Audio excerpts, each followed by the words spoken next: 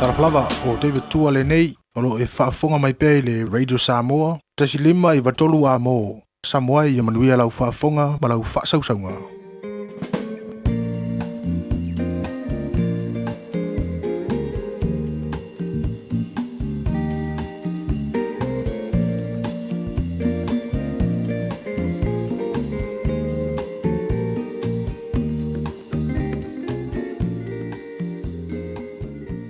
Ua na o le Radio Samoa se furulima iwa toru a mo e tautuaina o e ilaunga ngana fitu aso le vai aso.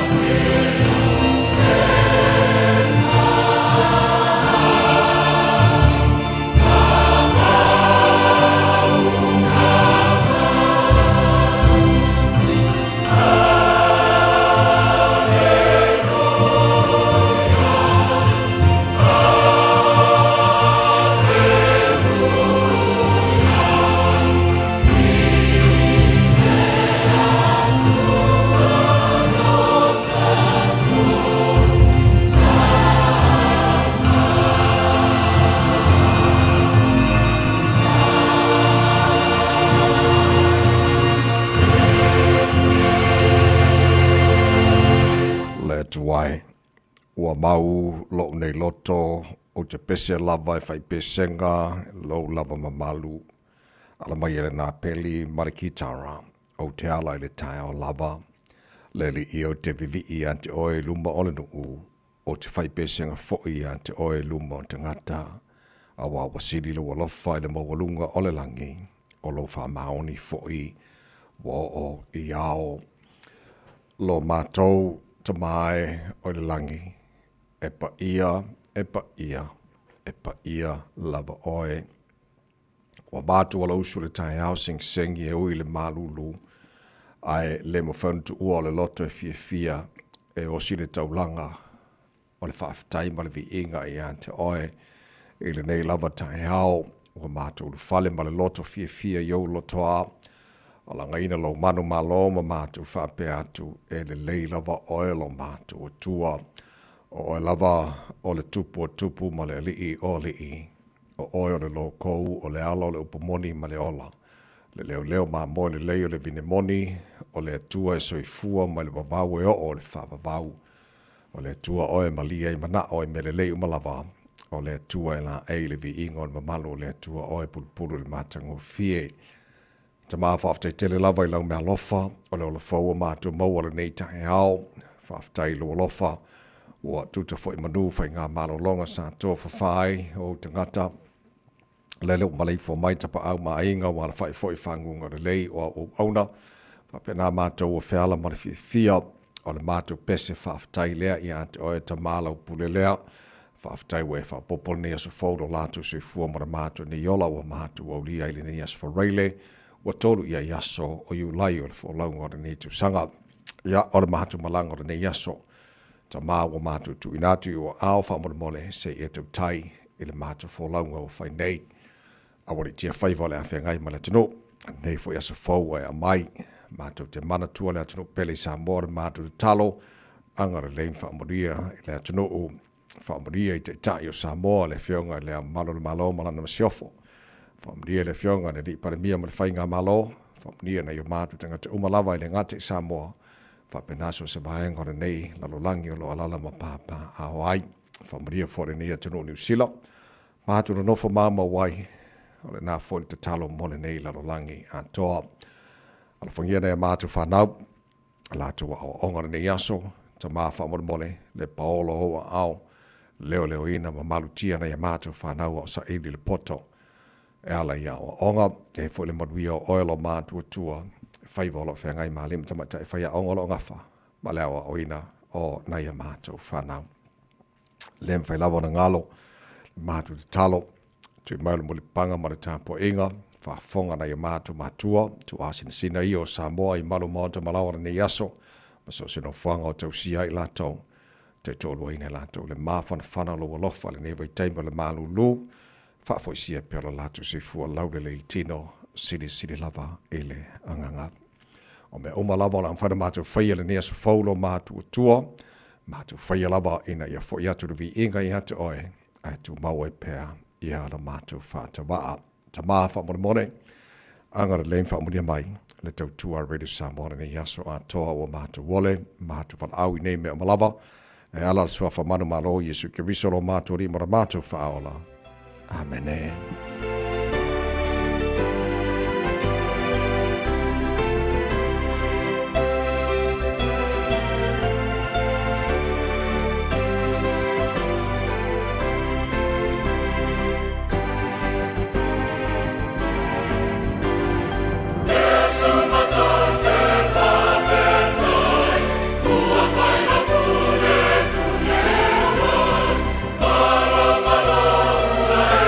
Malo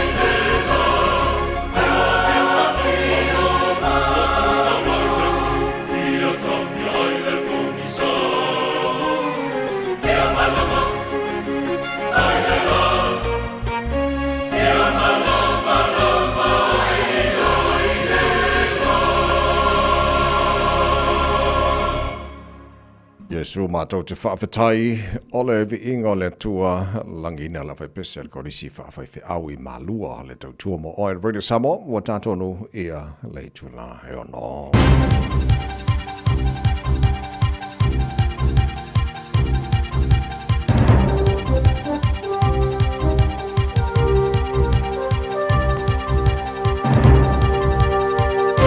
In this update, security guards would be given the power to detain people and use force under a sweeping ACT Party policy. The proposal argues police are overstretched and businesses can no longer wait for officers to respond. Jacob Jones reports. Accredited security operators would be able to detain people for 30 minutes, issue exclusion notices, remove people, and use reasonable and proportionate force as a last resort. Operators would need to get a licence with training, including 5 days of classroom-based training, plus an annual refresher. Encouraging figures in the government books. For the 11 months to May, revenue was $1.7 billion higher than expected, while expenses were down by $900 million. Infometrics principal economist Brad Olson says the corporate tax take was $700 million more than forecast. Suggests that there's been stronger economic activity and stronger profitability coming through from businesses, and that's helping support the Crown account. A staple of fish and chips and home-cooked meals could be on the brink of extinction around New Zealand. The Environmental Defence Society has released data showing 2 of the country's te rakihi stocks are declining rapidly. EDS Policy Director Raywin Peart says the state of the stocks is shocking and the total allowable catch should be set to 0. Parents are being urged not to panic despite airborne dangers being linked back to imported children's play sand. An AUT experiment testing 3 brands recalled late last year found they could have released cancer-causing asbestos fibres into the air. Now officials are weighing up an outright ban. Otago University Public Health Professor David McBride says the risk is dose-dependent and exposure takes years. So it's 0.0001 fibre per mil of air that we have found, which is a low number. It's usually much higher than that to provide a response in the lung. That's news. In sport, Sir Scott Dixon's IndyCar allegiance switch has been confirmed by his current team, Chip Ganassi Racing. They've confirmed Dixon has informed them he will not be returning in 2027. Team owner Chip Ganassi said in a statement it offered Dixon a multi-year contract to remain with the idea of finishing his career in the team. Dixon is expected to be confirmed in Arrow McLaren's lineup for next year, which would also see a manufacturer change from Honda to Chevrolet. 2 of the world's top 5 play their round of 32 matches at the FIFA World Cup today. 2010 champions and world number 3 Spain are in action in Los Angeles. They meet Austria from 7 a.m. At 11, Portugal face Croatia in Toronto before Switzerland take on Algeria in Vancouver from 2 p.m. That's sport. I'm Jodie Gill. Ua na ole Radio Samoa se furulima iwa toru a mo e tautuaina o e ilaungangana fitua so le vai aso. Ele swafa manu malolo tātua di whalo i sikiriso mo moro whātalofa mo whāwhelo ai whātu lima fo I lewa tele malami ngāo te tauwahi Samoa le tenu pele. Ele pa ia manu malolo whāwhonga anga. Ele nei fo I taia fo mahalo lava le sui fua manuia wha malo fo le tenu ia le wholau. Avere mua mara whaasangi le tātu tupu sili I le langi wa tele lona alofa wa tātu o lihai ia le nei fo I taia fo. Ia, manatu e whaatu lau le nei taia fo Samoa, I pa ia le popo mo malu Samoa o mai maunga tele se ia pa ia mangoiti. Whaatu lau le whaafonga na whaingaruenga le tua au una tofi o le tātu tupu sili le langi. O lo whaatuna pa ulia so se vaenga au kilani mani sila maso se tafora nei kelopen. Awa le tautuaina o le tua malona whinangalo. So se kare sia o lo whaafale le maluai manuia le alo atu mo sauninga. E le whaungara nei fwoi yaso whaata alofa le whaafonga mai whale tua matausi. Sa awa matu mai tae malo se le numar whanau. Olo tātu mafuta le nei tae au fo le tautua le Radio Samoa Malipokalame maro le tae au ta lofa lava. Pi ia le lofa le tua mo le malo tausi fo mara mātu manosi wa tātu fisile whae manua le o mara nei tae au. Fo le veinga ia. Te ia alofa mai le tātu matai le langi. Tau tai tātu fo lau ngara nei fo yaso matatu fo lau le lao lona lo fa tātou ia nei fu asforeile o tolu ia so you lai o tātou fologa o le lua fe lua se fulu ma le ono smai no va fonga le poro club e mano le tae au la radio sa mona fionga ngal manan ta so ba lua o lo so mai engineer tātou Facebook ma YouTube a radio sa mo se rota si pa te ma fionga pesta el gelo le sio ma jo ona nei tamai meri tātou ina se pa ele tu la se fulu e le tae au nei ma lo le usu ma lo se fomaria ngal mana Lange mama, ki ora na popongi mane ele nei fo tae au le aso faraile vi ele to tato wa le nei aso fo sa mo le atunu pele ma lo le folau le nei vai aso. Ma lo io mo fo vai aso ya. Yes. Le maru dua ya le fa mai le di fa mo ka ko vai aso. Le mo challenge la oro, o smala mai mo la fa fonga. O le tau mo le aso.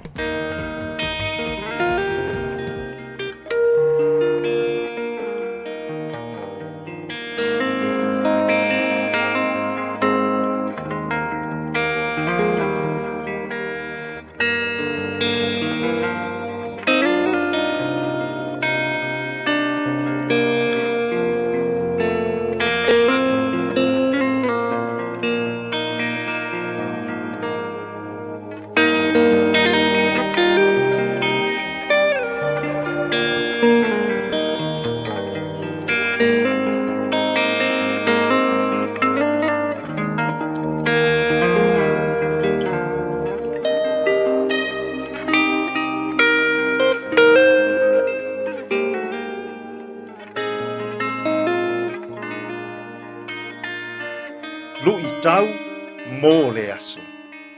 Feta lainga whaingata a Yesu. The hard sayings of Jesus. Mā taio, mā tā upu e se fulu ma le iwa, o le whai upu e lua se fulu ma le wha. O te whai atu foi I a te outou. E whai ngō fie o na ui atu o se kāmela I le pū o le au. Ai whaingatā o na sao o le mau oa, I le mālo o le atua. Feta lainga whaingatā a Yesu. The hard sayings of Jesus. E whaingo fie o na ui atu o se kāmela I le pū o le au.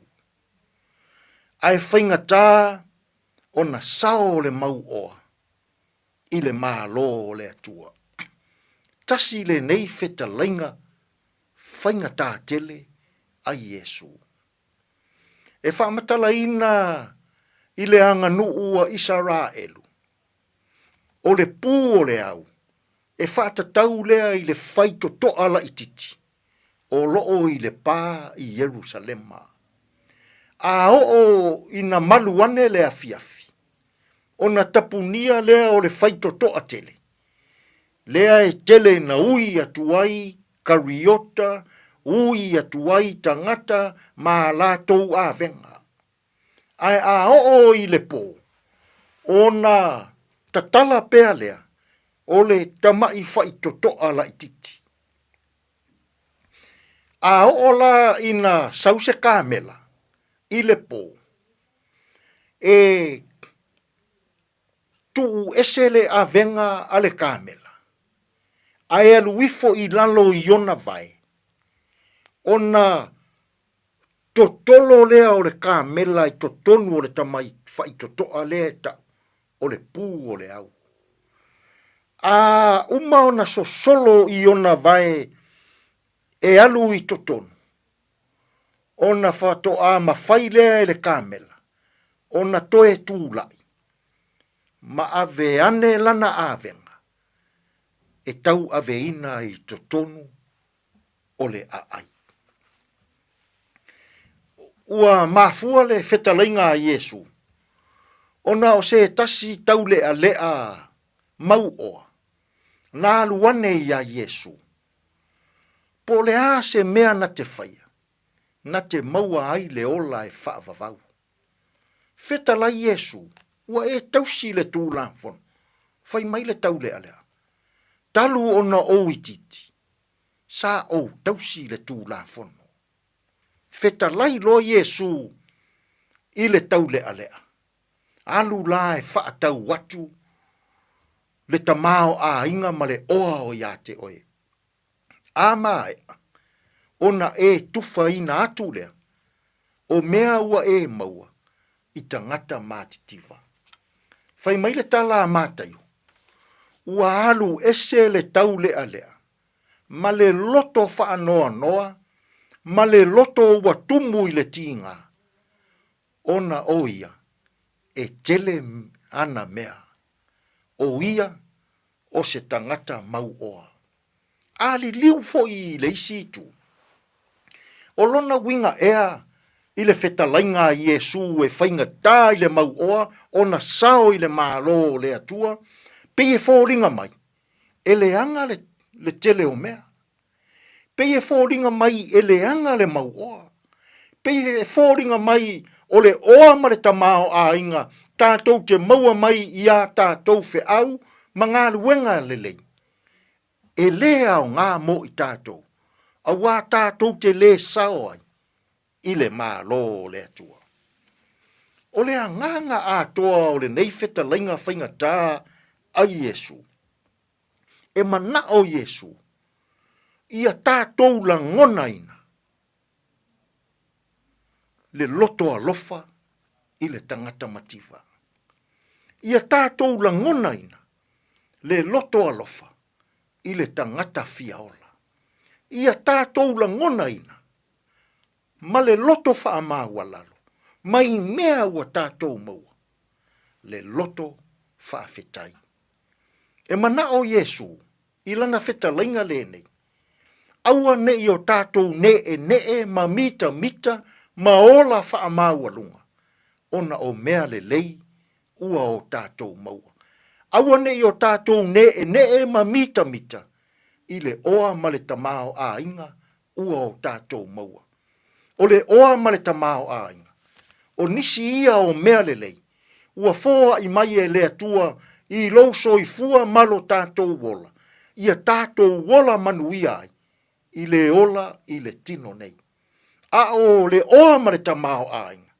E mana o Iesu, ia e ola wha maua lalo. Ia e iloa ina lau wha tau wha.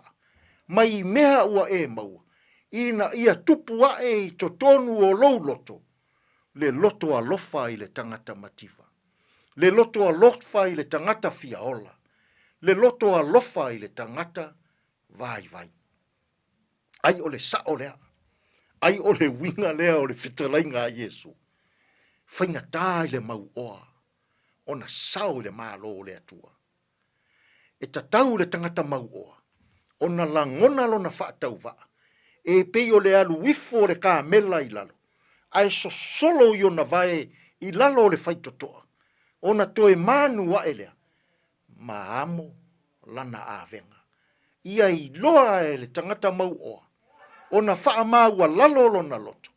I mea wana maua. Sa moa e. O le oa ma le tamao ai.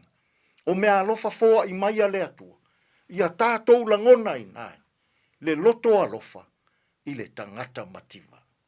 Tātou te tālo. Le atu wai. Awa o maia i mātou uma.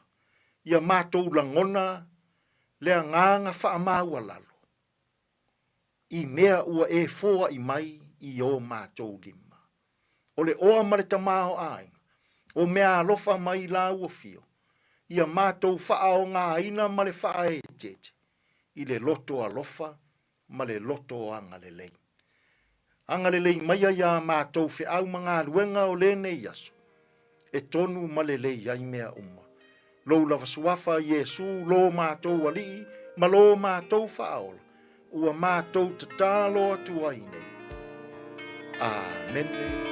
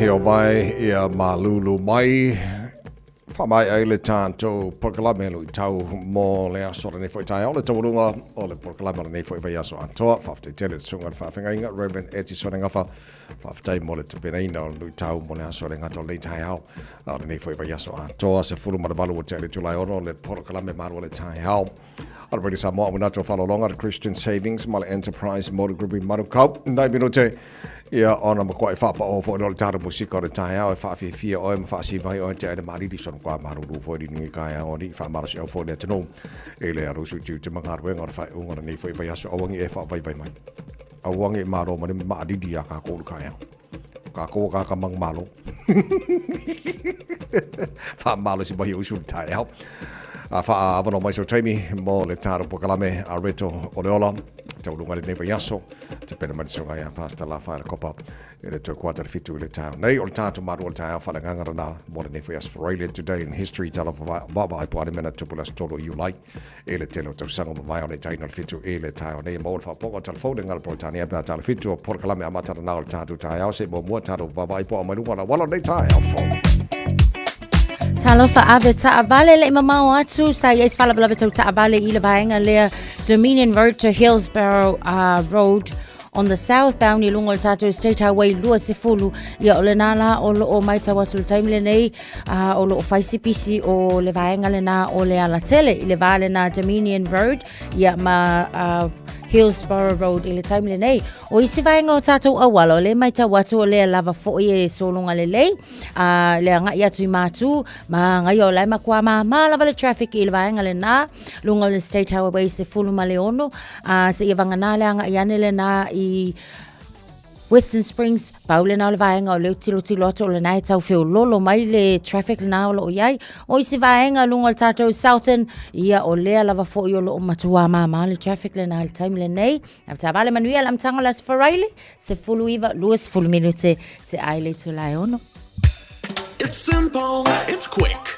You're closer to families. Sending money's now made easier for loved ones in the Pacifica. New Zealand, Australia, to Samoa, Tonga, Fiji, to the Cook Islands, to Vanuatu. Connecting Pacific families. With ClickX, you're secure and safe. The lowest fees and amazing rates. Now helping home is affordable. ClickX with a K. Reliable. So sign up now with ClickX. Let us help you help home when they need it. We are for the Pacifica.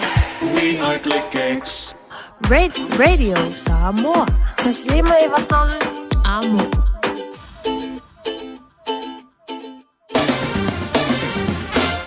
O le baiga mata le tala le tawara le fwoi tai au ma le ngātu I le whai unga o le vai aso tama ki makaurau au ki lani no whanga whaasala launga Radio Samoa so le pā keke le tolu le maruru o kako I le nei vaenga le tai au fo o ia we ka whewhe. We got a tau mo le nei aspiraile o le aso suru mātanga o fia le la le telo vaenga o au ki lani. E ini sa vaenga au ki lani e pua o ai le tau. Ia mō tātou le nei tai au ai o le ama tele lava ina susuru mātanga o fia le la le telo vaenga o au ki lani sifuru lima. O le maurungana e o le maruru wha mawina mo au ki lani le so valu lona mawalalo tai au pe au lio le whaasora le awa olang le lei.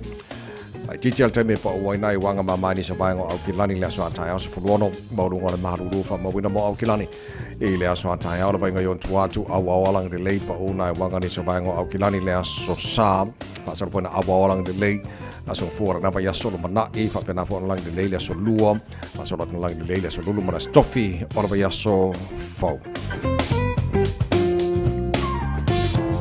fa bawa o mana o tu I na mai la vai tau le fo taimi ole tai au fa nga solo le por kalame maru le tai au le Samoa am fa un taro baba tu la ko ile tau tu lo si vai ngor sila fa pena fo le tau Samoa mali so vai ngor ke lope o lo se fulu male lua o tele tu lai ono Le Corisio Samoa mai le puni ala va tala ina fa fianga Radio Samoa le foi tai au fo le tru nga ju te manga reng o tai ma lo la pare usu ma lo fa ma lo losi ma ni fa ba ta pese le boy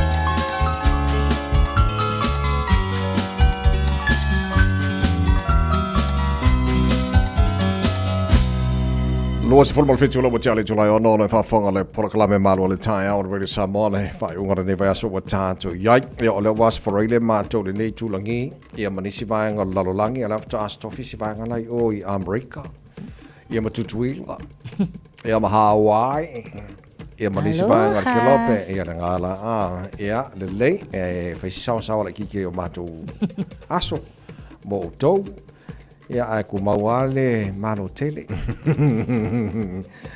malo vaftait pa ngal tarap kalame o tarap mafuta fo ilungo Facebook mari YouTube or samora nei tai fo malo la bola su fo mruia fa fongo fo da tino le FM 106.1 in Samoa ia malta silima I batoro amo ia o kilani malo la bola su fo mruia nei fo tai o maru du kirin le vai tai mar tu sango tatu yai ia ai fa malo si mai alo su tu te manga nga fai o ne va su ka ko yo fai o ne va su tatu mo o titulo antu e fa si te le o le tu pele na promise na malo pa ke tile na matu I mo a onga a mata tau titilo atu ai ni soli poti a te la versi fia la sunga al faya onga ile tu langa le ai tamai tia e atu walima tau sanga ile a onga ai titilo atu ile la tunga ngana ma winga pe o kama ki ko adu ka sanga e pe ala fesfa tele tele fa le tonu I tu langa le te lo la ba ngale lo ma na ma lo expand ile la tu porkalame ina ia mawhai ona o ina tamaiti I lalo preschool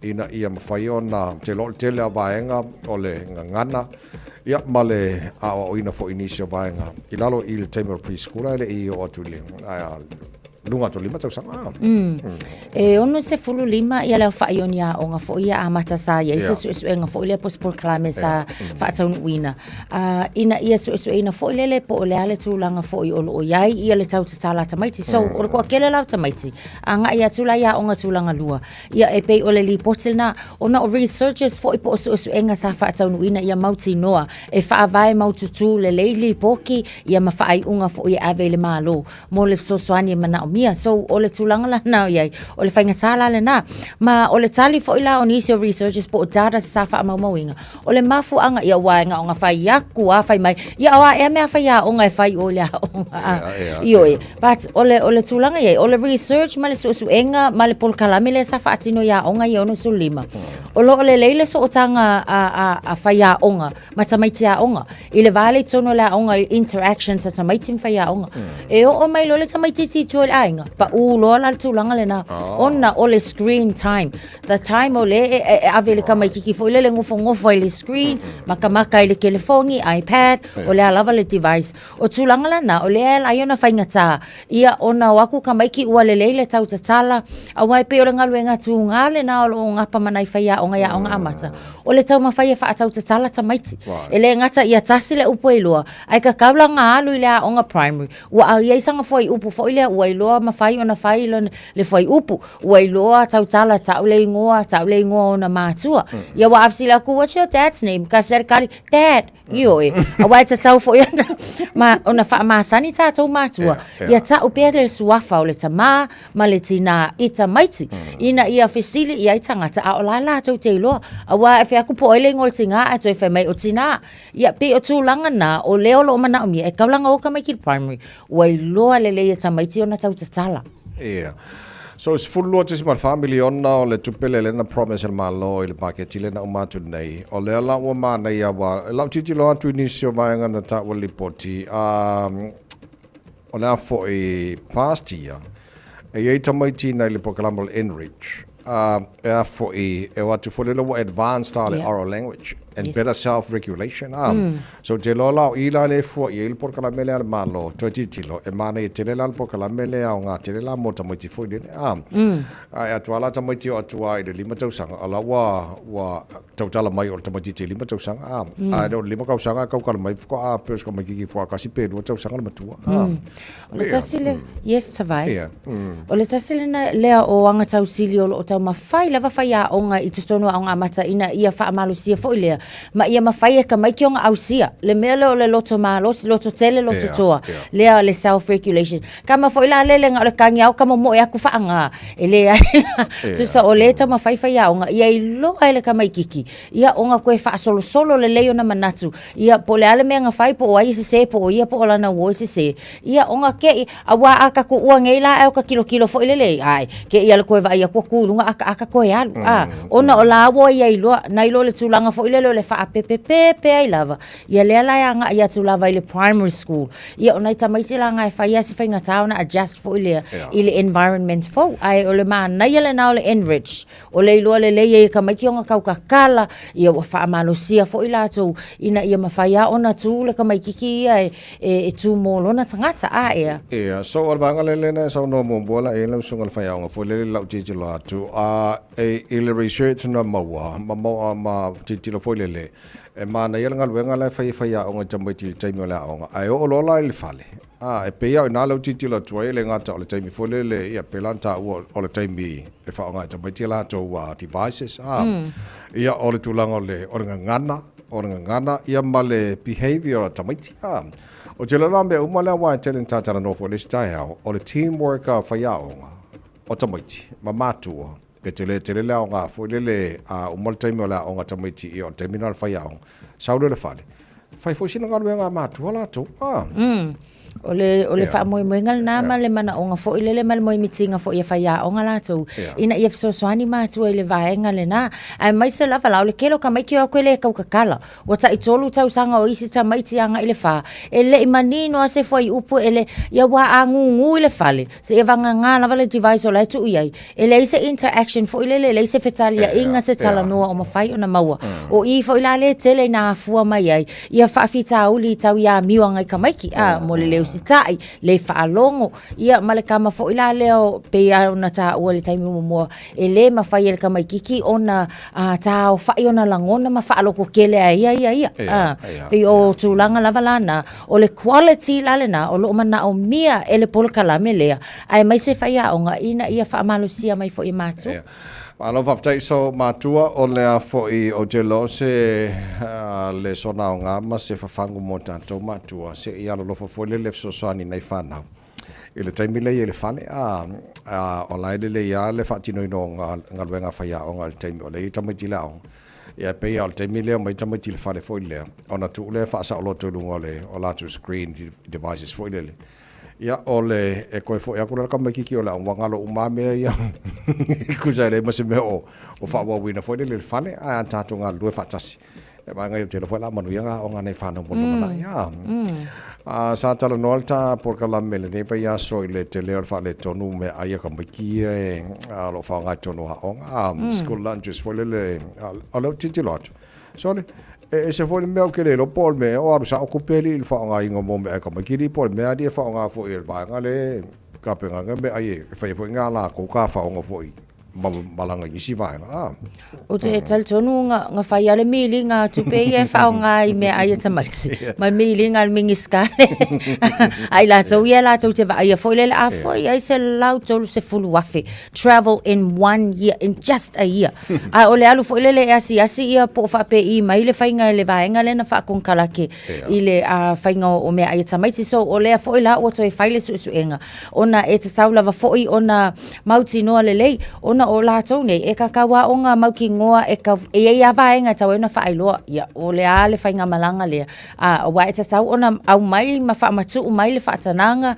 ma le tupe wha o ngā ina ko ngingo mea ngei ia o lahe e malama le lei ia o wa e pe fōlinga mai o ia nisi mai le tangaluenga o ngā fōi ia ai mai se fōi o healthy school ma le au vaenga le ngā luel polkalami o la tau la ia o le i le vaenga lea ia o fua o ka se ke le au ke o fo ngei whainga malanga le ropenga o Hong Kong ka amilo ange o Dubai fo I mai ai mana ia mai al malo tupe mo lunches ata mai ti fo le fa nga mo me ai ta mai ya la fa fela nga le me ai ka mai pe fa pe o le ke le isi ku pe le ai fa maranga ile au le au kuka le whaangai fo mō mea e tamaiti. So whamtalanga lau audit, this is the unfair use and inadequate use of money for ia. Pe a tilo lava ia i le tilo vaenga o leo lo o ngā pāti ai fo ila tu nuu i le nei vaitau. I le kaungkau so i fuanga, le ngā ia taxpayers money o lea lava kako kia kokongi, ala ea solo ai vaenga ia. A o lea lava fo i o lo telewhaitionga i school lunches. Kia re whare ko, wā kia re al whare tonu. Ia malesi me tauna mantu o tupene o tupe lautongi la fonga taxpayers money. Ia la bakula taxpayers money mo me ka maki a ko ka fa o se lese se fai fa le ia se o titilo atu i le taun fai a leo o Queensland e ngau ia ku leo New Zealand. Ia malantu fa sa longa folo tu lunga social media mai si ba. Ia langa lai pe fo nga mai fe ro lo ku manero le. I lai tu langi. What a cheeky guys. Ale mali e fo il fa. E moni lava fo i pe o le tilo ia tatou, but o le tali tonu lava ia. You know, o la tau la ia tatau o le au mai sa o i lunga fo i le o fa mtalanga ia mai se fo o la tau fa lawi loa. Ina ia fa to sina tangata ai mai se lava la mtanga luenga le a fo ia o Queensland le saula la ko fa lawi loa fo i le. Ma o la tau fa lawi loa nisi o vaenga o la o ia la ko si ikanga i kokongi onga o la walongo tala mana tu o tatou leo New Zealand tasi decimal tolu pasene lenga ia la ko si ikanga 0.6 decimal tolu ai pe o la consult fo le pe mali le ia le o ko ke la ko ke lena fai mai ma ko I disappointed ai le fo ko inga si ikanga fa pe ele la vai se papa falawa but o le o saula le o senga la pe a kilo ia le fa sala launga le na sau ile tausanga mua lava o tangata e whaawina ave ma constable to tono Queensland. O le tupe Australia iwa sfulu a whetala i le tausanga. A whaali liula i le kupe New Zealand. Se lau se fulu ma le tasi a whe. Fitu se lau su $5 New Zealand dollars la le nā. Ai kusa o le kaimile nei a tātou. O le fitu a whe. A wha se lau vasu kasi le constable. Longa winga a fua iei. E ova kua ma le koru se fulu a whe le ese senga fo i lea. But o le la wa au mai fo i lele. Inga ia tilo iei. But o le tali atu fo i mtanga luenga leo la tau i New Zealand mai ia it's not disappointing o le lava ma tau te loa ma tau tal tonu a fo ia se lau fasul fale a fa i leo New Zealand o le ai fai ma mingi akua I tau sanga ta itasi fo ia but ele ai se ai ata tau fo ia se kao fio ai ia le fa sala launga la tau ia but it is very very tempting mo tau New Zealand ia ma ngai fo tilo fo ia ai fai mo le research ai le ia wa ese fo ia le sa o le aka ia ai ese le o aku ia ese fo sale looks like el demand for le mo le o la pichonu yes Queensland yes yeah why we are here fa man we are to lava fo I le alo se tasionisi fo yo tatou pa anga le afionga ya joy papali I tai malelangi Ioane ma fa ala a Ioane o tilo ato le o fa manu ina si o la alo o ngalue Australia as a constable I le vaenga tonu ale Queensland so congratulations to the Ioane family. Jono su tasi minuto lo jota leo le July 5 kia ora good morning.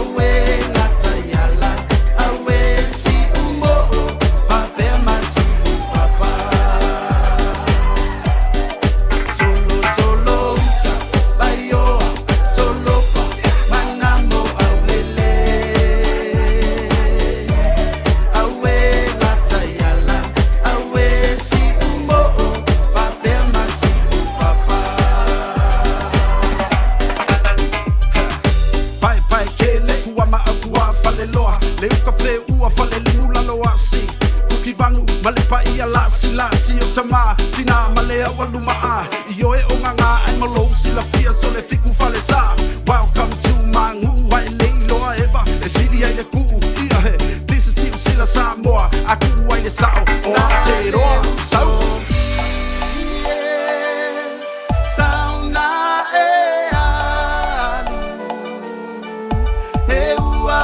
mata mauata itasi maleno fuanga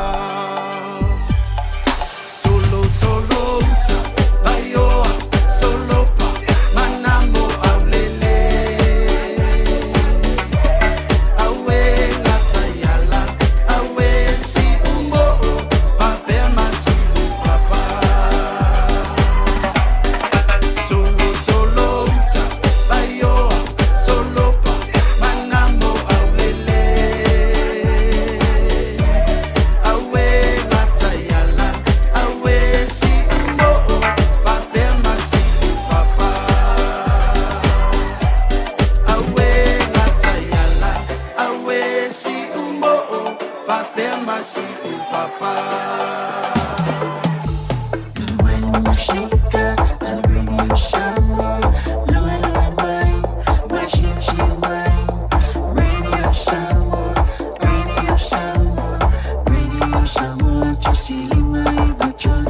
Radio Samoa.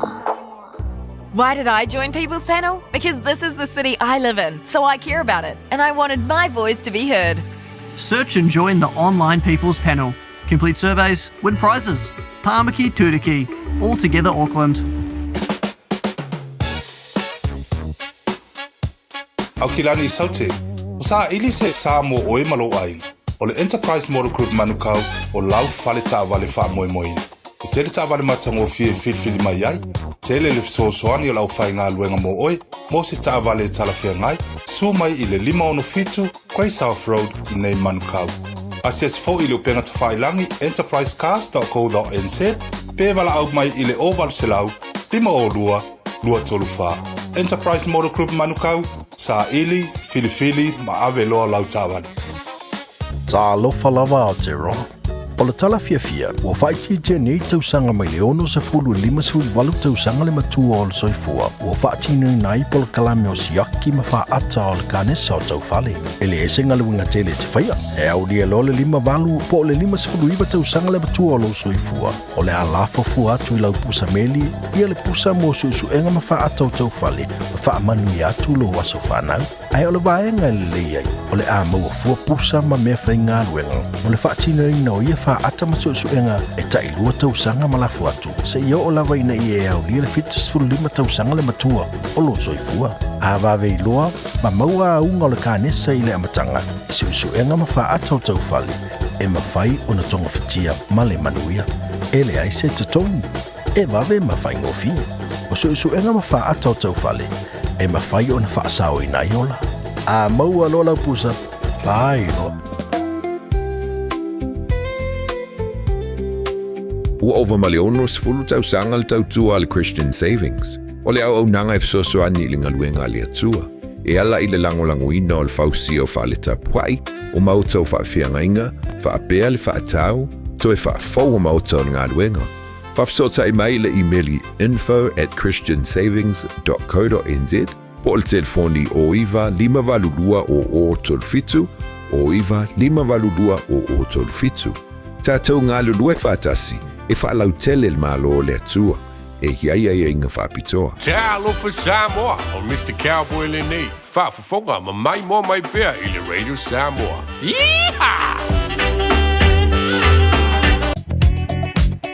Na lava solonga le tatou awala afta vale na paula vanai vaenga ole mai tau atu e faisi slow fo ilea tau pisi le taimi le nei ole anga e maile na Albany te Manukau via State Highway Suma Leono mana State Highway Lewis fulu peama le 5 minute le travel time o lo o iai mo tatou le se vaenga Helensville to le tau anga iatu I le tau langa via State Highway Suma Leono pau fo ile na le vaenga o lo o tau faisi pisi peama le fasu 2 minute le travel time o isi vaenga o tatou awala ia o lea e lava e solunga le lei flow le lei le tatou traffic I le taimi le nei manu ia tele lava abta vale le nei fo ia safaraile e whaafongfonga mai malua te Radio Samoa tu su 5 o Natale o le fitu. Thank you for choosing ClickX. Hey, did you know that sending money home to family and friends if I'm the ClickX? By Australia, for New Zealand, to pay for my no eyeing. Upolo sa bakit manono ako lima. Isamo na It's simple with 4 easy steps. Sign off here, ClickX. Sign up now. 4 million cent. I ain't will receive in no time. But don't forget safe and secure. Sound lemo oil out to KLICKEX.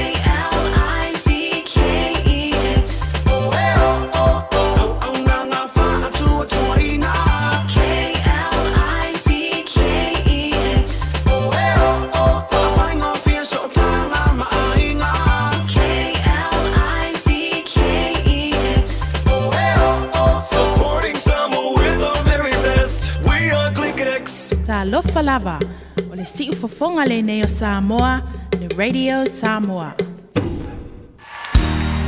Bread of life, sent down from glory. Many things you were on earth, a holy king, a carpenter. But you are the living word, say it now.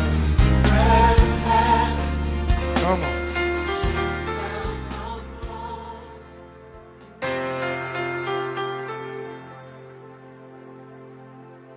Au te fia whawhailoa i tātou atunu o mai tātou Paul Kalambe o le areto le ola i le nei whaiaso malo le soifua manuia i te oe ia alo mawhai o na whesotai mai. O le kolose tolu whaupesifuru tolu e whapea ia whewha pale ai ma ia whewha maangalo ai o tau pe a whai wanga le angaina se tasi whapei o na wha maangalo mai o ia te o tau. O le upu mo o le aso le nei whapea whaapale pe a se le tasi. Lona winga le upu lea whaapale pe eva ai le iai o lo tu ua noa lea i le tangata pe a se ai le whapea ngonga se a palo malau kai le ulu se tulopa ngar whaapale e te o ono ai ia pe a se le si uso ai tu iai se avanoa. Wailoa ia te aulawa ia, wailoa le mea sili o na tāua e mafuai o na tu mau malast pe umi mea nei o mafutanga i le vao tangata. O le upu lava lea, o le whaapale o leisi ilesi, ma fe whaamangalo ai. O le whaapale a. Wafoi la, a e whaapale ia, fai mai kala wa i lalo i fo le tala la apostoronga e fai mai. A wafoi la ia e mafau fo a se le singaka ka mo fai o e whaapale ma e mangaku i fo sa e se fo i oe sa e mo mia fo i whaapale mai o le sia ki oe ia pe whaatita inga ngai fai mai whaapei o na whaamangalo ke riso ia ki uko inga o le ki e ke whaapale ai pe a mi o le anga le singaka le ke po la wo po lo to lua o le kia ke whaapale i mengi o mafutanga o lo mangaku i fo sa e leanga fo i oe sa e mana o mia le alofa tu no le tua e whaapale i ki oe leanga ua e ola ua le whaasala oe le tua e whaamangalo fo i oe le tua i au fo i mea se sa whai mingala e le ungo le aso whaapale e ke iloa e ke se fo i oe a wai le ai seisi e atoa toa. You know, whapena foi la ia ka foi inga wata whaiwhi au foi taita ia o le mea o kai loa e le senga luenga whai ngofie foi linga i mea o le whaiwhi au o lo taita ina o ni tangata se to tele a wa foi la ia e o atu oe ia so uma i tangata ke manga o ia le nei tangata e la unga kuiske mi wa manga ia sau la unga sakala unga whai loko manga o le ale lei mai kanga ai uma i fonga ke vai aku ele o tangata uma lava ele lei po le ale fa winga fo e sakala unga fai po saula unga fai si lo fie fai fai i lo manga ko le asu i se tangata ke vai kwa ele o tangata uma sui ke vai ku tangata o le makua fa long kaka o le palu vai o le pi o pa o is tangata male fa maong ele fa pela ai tu tangata fa pena ia onga e italia ba fa sala ia te ilato o le meka ke fai kakau ono ta whaapale ia ile vai o tangata ia vai foi la ia Yesu foi fai mai tala puspaia winga ile tua o le tua o lai ongo sai mai ile kele whaapale o tangata ia male le wha maongi o tangata fai mai e le wha tuai ile lua pe territory fai upoi fai mai e le whaatuai mai le atua i le mena fola e a fio mai o Yesu. A ke lofe mai, ai ua whaatuai mai o ia, ona ua ono sai lava o ia, ina ia fo i tangata uma i salamo, ai le aisi se whaasala inga. Winga, ki nganga ka koa meo leanga, o le meo lewa ka unga pingi ka koa le atua, a ke lol mea le atua e whai, e whaapale le atua, e ono sai le atua, se i fo i tātou i le salamo, le la uka ko salamo fo, ia, o le whaapale o le atua, o le sona fo i la le mo, oi, a fai te ono sai ma a fai ono sai ma fa pale le tua mo i tātou fa pe foi la tātou ka o ka ku fai loa le fa pale ma ono sai ia mionga ai stangata a fai le oil fai fe au ia fa pale i lau au loktu a fai o le tama fa pale i lau tolua a fai o le tina fa pale i lau tane fa ngalo lau tane a vai le ia se atoto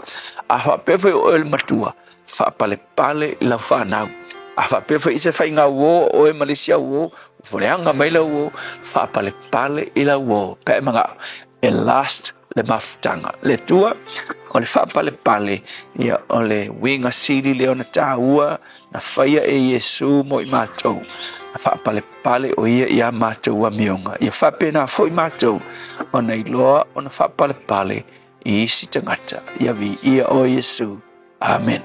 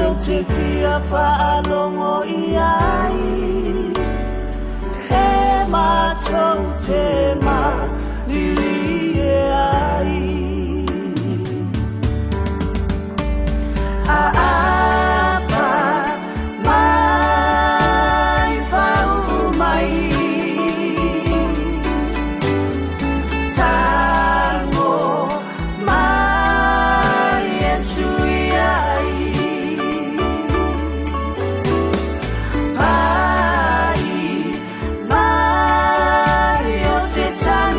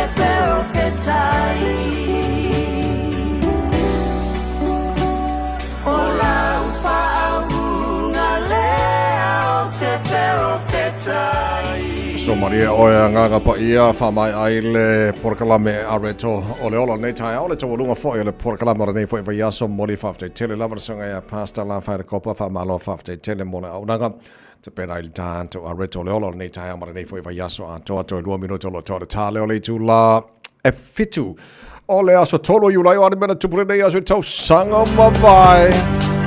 Saan sa siva na tolu luas fulu ni so ilato na maliliu o le pase se le vaalele lea New Zealand National Airways Corporation DC3 na whapena o na wheto ai ma le Kaimai Range. Tasi iwa valu lima ia whaalawi loa le ata ti whanga fo lea Back to the Future. Lua afesun ma le valu Caribe na avea manumera tasi I lungo le billboard I totono Amerika I lana pese sa whaingaina I like it. Nisi nao mena vai mena tutupu ile nei aso I tausanga wa mavai. Radio Samoa, tasilima iwa tonu amo. E whaingo whielo wōlanga, pe ale leila ufa aperitania.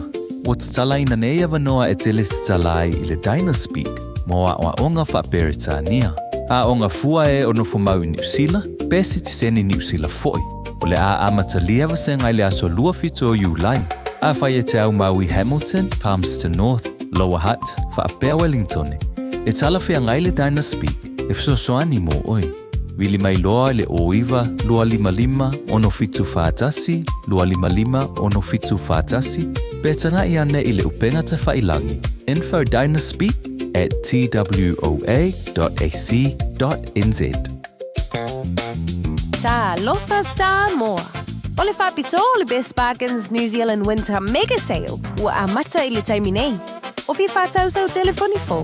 O lo maua le iPhone ma le Samsung wata mai.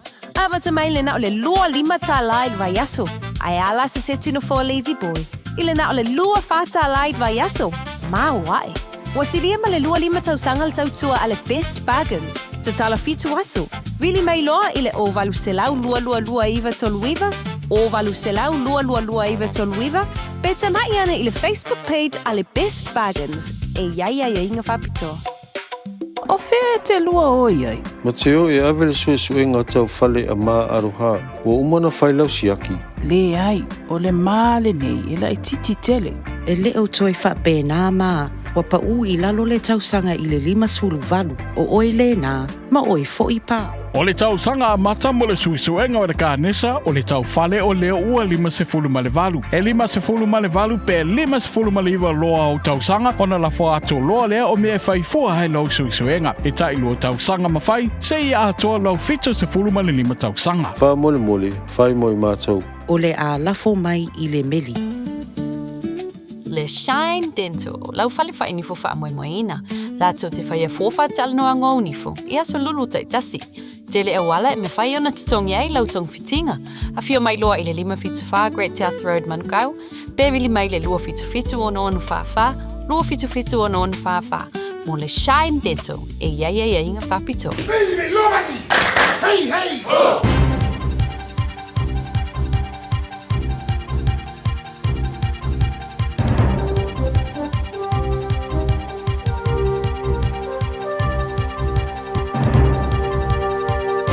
In this update, hopes political parties will prioritise modernising New Zealand's ageing vehicle fleet. The Motor Trade Association has released its election manifesto. Among its calls are to postpone the extension of warranty fitness reforms for cars aged 7 to 14 years to ensure these cars keep up with inspections. Advocacy head James McDowell says they're proposing a $2,000 incentive for people to buy newer cars. Meanwhile, the June quarter saw a boom in electric vehicle sales. Jacob Jones reports. Fully electric vehicles saw a 19% increase compared to the same period last year. When combined with plug-in hybrid vehicles, the market saw an almost threefold increase. It's thought the Iran conflict is driving the change, with the price of petrol rising from $2.61 a litre in April to $3.50 a litre at its peak. The rise of BYD and other Chinese brands has nearly eliminated the price difference between equivalent electric and petrol models. Security guards would be given the power to detain people and use force under a sweeping ACT Party policy. The proposal argues police are overstretched and businesses can no longer wait for officers to respond. The government's being told to hold steady as it releases its latest accounts. For the 11 months to May, revenue was $1.7 billion higher than forecast, with the corporate tax take $700 million more than expected. Infometrics principal economist Brad Olsen says the Crown accounts are encouraging. He says that doesn't mean the government should carry out any wild spending. There's still not any spare money that the government has access to. They're just not having to borrow quite as much to fill the gap between what they're spending and what they're earning.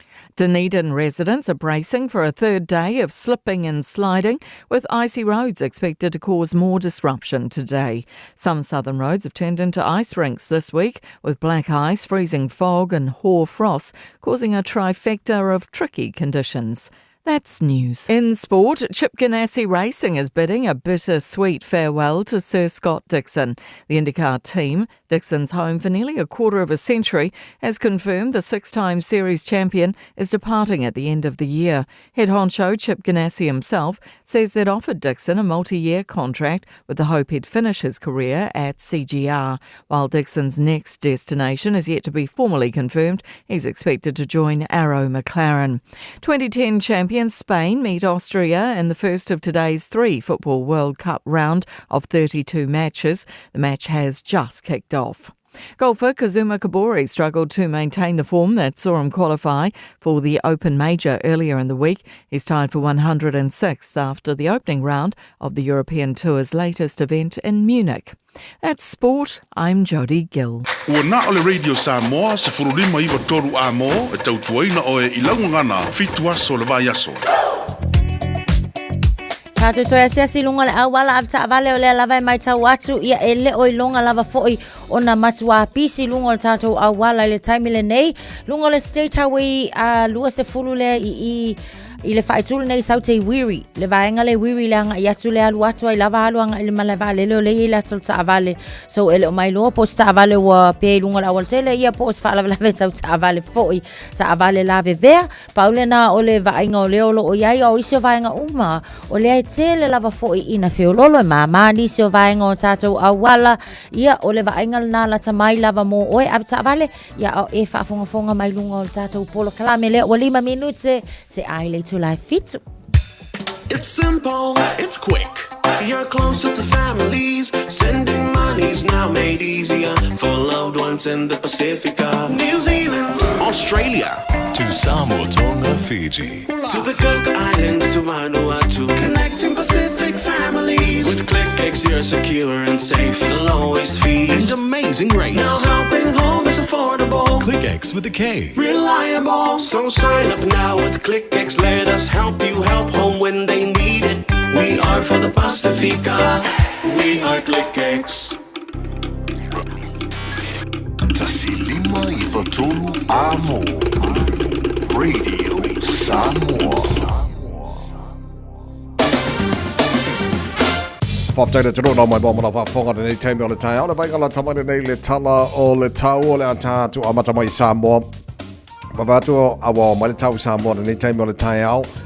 O winga whamba wino le tau mo Samoa mo le neas for reile. O le alangi le tau le tela vaenga o Samoa. Ye vaenga o Samoa pa o timo le nei fo yaso losi for 52 degrees Celsius. O le maununga na le vevela le Samoa le so. Luosi mo le tolu I lona mawalalo. Luosi fulu le te pavatolo I le mawhana whana e le nei taimi o le tai au. Le mana ia le malu o le tai au I Samoa. Ia, le o tonu mawhoi on tātou fso taile le sui o le tātou reile Samoa I pia. Mano telefoni ni se melo tupui Samoa le whaunga neva yaso. Ma mai le atuanga o le tala o le tau. Whatalo whatuai paanga. Umalava on malu o le tai au. Le ngā tērunga le Facebook, ma le YouTube o le Samoa whapena fwoi le FM 106.1 o lo tāra mafuta le nei tai au. Amerika Samoa whapena fwoi Samoa. Ma alo lava ia le soifua manuia. Se mai le talo le tau tono New Zealand nei le tele vaenga o le motu I saute. Langi le leile tau e pua o le tai au Alexandra. Sfutasi manunga le malu lu. Sfuli mar maunga le malu le e blenum la fasoron lang le tau e pua o fo I telo time le tai how va ji grey mouth la fasoron awa le tau e pa o nai wanga ni so taimi I le fia na nes fut fana maunga le malu sfuli mar maunga le malu in me kai go awa pa o nai wanga ba mani so taimi lang le tau e kai kora sfuli mar maunga le malu le so sfut fana maunga le malu in Nelson lang le fo le tau le so lang le tau o marus fu tolu maunga le malu fu tasi maunga le malu Queenstown pasoro na awa pa una wanga inisio vaenga o Queenstown le afia na nei lang le tau ti maru e pua o le tai house fu tolu maunga le malu pasoro na awa una wanga mama inisio vaenga Wanaka sfulu maunga le malu fu lima maunga le malu Westport la pasoro na awa o timo e nisi on timing il baba yatu Dunedin o le a fasolo ina langi le tau e pua o ni so taimi sfut fana marunga le malu le som le mamalo le tino I le ayo kala stete malo si fo manuia langi le tau mo tau e pua o ni so taimi le tai on nei sfut tolu o le marunga na malu fa mawina mo kala stete nei aso e le motu matu le pi to lava I lunga o le motu matu o le a fasolo na awa o pa utimu ni so taimi sfut fitu marunga le malu fa mawina mo kai taia Bole nei as for Rayleigh fa talofa le malo le tino lo tara mafuta so savanga lo bo winning tone malo la versi for manuia ele nei foi tai fo fa so na awa ele time pa wai nai wanga mamani so time ange mari mar savidi mai ma tus fu toru bodunga na malo do fa mawina mole la bo winning tone ele nei foi yason fanga re fa so na awa pa utimus fu lo no malo na malo lu langi le tau rangas fu lima malo na malo do so se furu maunga le malu fa mawina mo taupo pua o le tai langi le tau fa solo ina langi le fo le tau roto ruo se furu maunga le malu fa mawina mo le so mana ia langi le tau Palmerston North se fa maunga le malu le ia aso langi le Near Plymouth se furu maunga le malu langi le Napier se fa maunga le malu le so se furu maunga le malu fa mawina mo Masterton langi le tau ile so fa solo ina awa pa una wanga ba Mailevin sfutolu marunga de marulu o le som langi le Hastings sfutolu marunga de marulu langi le Gisborne sfutolu marunga de marulu kiri ro malo le sifo marunga le tai au langi le tau pua o ni so table le tau le sfutolu marunga de marulu fa mawina mo kiri ro le som Tama ke makaura o kilani no whaka whasalonga Radio Samoa whalo I le malu luna nei taimu le tai au lo pongi sa pe whafoi leo I lo atu maseme tasi whafoi o whamaila mai tau o le atu mau na langi le nei le tau I le nei whai aso atua ye vaengo au kilani pua o ai le tai au unai wanga le tuatu o Great Barrier Island angi mari masavili mai sae sifuru lima le maulunga le malu lu whamawina mo au kilani le so tai au pe au lia la whasora na awa o langi le lei Lai titi taimi pa wai nai wanga ni sa vaenga au kilani sfurono marunga le marulu tai au. Fa solo ina awa olang de lei fo ile sa. Fa pena fo na awa olang de lei la so fuor na vai solo mana yatu lang de lei la so lua stoffi. Ol vai so fo.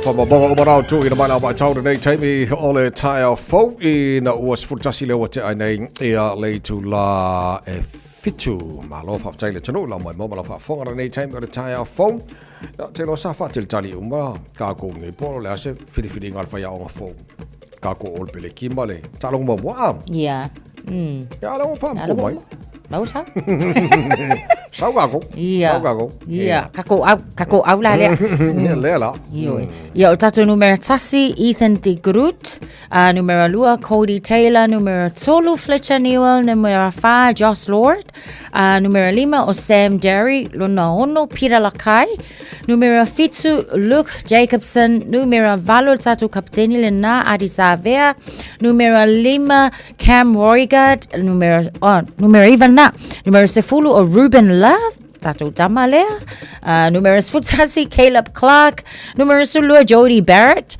se fulu tolu Quinn Tupaya se fulu fa Will Jordan se fulu lima Damien McKenzie suono Asafo Aumua se fulu fitu Xavier Numia se fulu valu Tyrell Lomax se fulu iva Patrick Tupalotu lua se fulu Wallace Setiti numero lusu tasi Cortez Ratima numero lusu lua Billy Proctor lusu tolu o Fehi Fineanga nofo o lele o mawhai ona ta alo stamo tupo wa I le nei fo I ta alonga ono se stulanga fo I o iai mai ta alonga mawhai atu so o le tātou o le peleki le nā whiwhilia nā wa iai wawai atu iai tama fau o le ai piki le au le ta alo mawhalani tai au pela tama leo fihe hanga nofo tama leo le wingi mga yere Wellington le na on form Portland ta alo wai te mara super rugby Ruben Love leo whiwhilia mo numero 10 wa sa tama te mate po Bowden Barrett ia po Mackenzie on 10 ia le lau avel fa mo mua and again o le 10 fo le na le lei fo na performance vai te mara super rugby le sa pingela ko Wellington so va tu piki le alfa ya piki ya nga ka le sa le leila na ta alo fo le so mo rugby le na matu nei Mackenzie le se furu limba ya te lana ba ngana loose forwards manaya ya wa te lope ya le include ma la kama fa au se le o le lucia au kilangi le nga le reserve mai fo Anton Sekna kama sia mangile se o masu al kama peso piko sa mo wa sia mangile ka manaya le awa lai manaya lo sa mo nai po nga wa kap teni tato alo sa mo fo ile so nga ari sa fe so on pota au il lo kalestete il stadium fola kalestete io le la ta alo lo peleki male au farani te lo tama sanga fo nations championship ma ke ka masanga le so mana ya le ya so si ka ko baba ile au fo lo peleki le wo ye mala to fa ya on fo po la fo se la to le mai good one talo sia ye fo la mana ta alonga le tu pa mai tai le la kapila fo ile lo fa nga solo ta mi sanga la le so o tai aula o le la ta aloi le ta alonga fo le super rugby au piki so tai aula ta aloi le Hurricanes power male blues up the blues fa ya la ta alonga na Upper Hutt New Zealand Upper Hutt o le si ta alonga o le Chiefs manawa versus Matatu le si fo la na ta alonga e fai lava foi I le e fai la ile lato home game le vainga le na Warriors women versus Bulldogs women o ta alonga na o le aso sa fa penala paula na o tato ta alonga o le ua standby mo le weekend nei ali ia mta mai ta Ana yo lo fanga solo foi le polo langi de soka o yo ba tu le ta ano Spain se terminal ta yo ta silna o le foi pito lunga ile matematenga lo ia ke ya o solo mar champing le tu sang ai le mo lo ka ki kilo pe ye pe o va tu sta mo le Warriors le mingi foi o Gold Coast Titans yes ta vai o le ta mai ta watu ia o le susunga ia Luke Hansen o ia foi le sa ta alo Warriors so e umalola ta longa ia le season le nei ia na nga ilo fo ila ia le sui fo ila ola na ia fo I awole ata alo ai ia which is o le fo ia fa ilo lava fo ia le finangalo fo o nisi o ta o le Warriors mana ia fo le la tilo ia I le tau ma fai fo ia male ta alo le tama sa ta alo fo I le taimi ia ola ina le jersey ale up ta was ia ai tau ma fai mai pe fo ta to was ia ile nei fo season o le ala vai fa awa la talo le Warriors la pe au te le talo po le aso kai au e po la sa ia le talo le Warriors le talo o le lo po ile apo au le ka alo le Warriors le ia wa le sa fa inga po le va so Koe kam fai mai pe au Bulldogs le talo le Warriors le fa ngol va so yes so talo ngara mo le fa ngora nei va yaso ia le fa malo si mai mo fo ya ka ko ka ga king fa ngor fa ngor fa so yo manga fo ya te le lu fo lu matanga ta volta long bon le lo pelekira la so ne ma la to fa ya fo pe la ku mai ya I know ala mai fa langi le fa mai ala o fa langi o te loa ta vai lo so la o le pai se ma ko up fa ta alo le so for raile se full you like okay. Nangaya fe kawile le ya malo fia makamaka ka alonga All Blacks. Se kapua ya kule ska ko aule. Okay, lelei so ni sina talonga la fanga solo fanga vai aso for fitu tele July fitu. Fesala Willie Tabita. Ta mafasa mo au se fa usi for kai au. Iya. Iya. Alo se fo. Iya, se fo manuia de.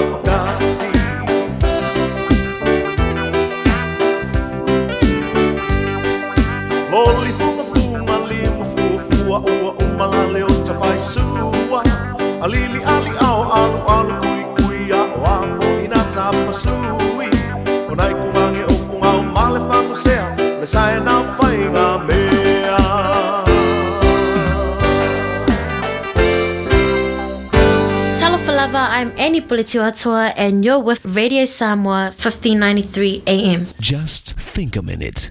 It could change everything.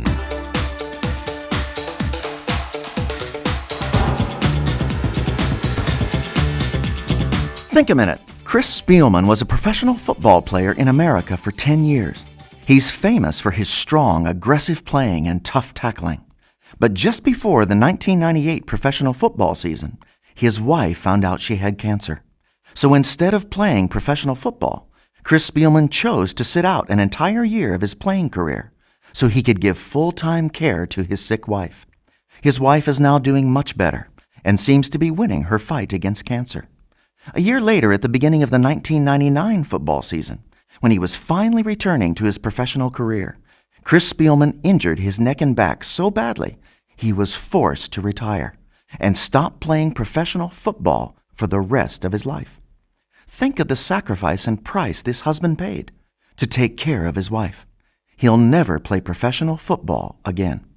Yet Spielman told news reporters that he gladly chose to stop playing football so he could care for his sick wife, since he loves her and their children much more than his career as a professional athlete. He said this to reporters, "I told my wife Stephanie that I want to be the one to take her to the doctor for medicine and treatments. I want to be the one to hold her hand. I want to be the one to take care of our kids when she can't." It takes a really strong man to let go of his own desires and dreams so he can take care of his wife and children's needs first, before his. But that's what it takes to be a real man of the house, that our wife and kids need. The thing is, we don't naturally have that kind of willpower and inner character to always deny ourselves so we can put our wife and children first. But that's what a real leader does. is serve the ones he's leading, whatever it costs him. You see, God showed us the perfect example of a real man and leader when he humbled himself and died for those he loves. And Jesus will give you his same power and strength of character so you can become that kind of man and leader of your family, willing to do whatever it costs you to love and serve your wife and children. That's the real man of the house your family needs you to be, so they can have the secure, happy life you want them to. So why not ask Jesus to take charge of your heart and character every day, starting today? Just think a minute. If you'd like a free CD of our top 40 programs, write to us on the internet at www.thinkaminute.com.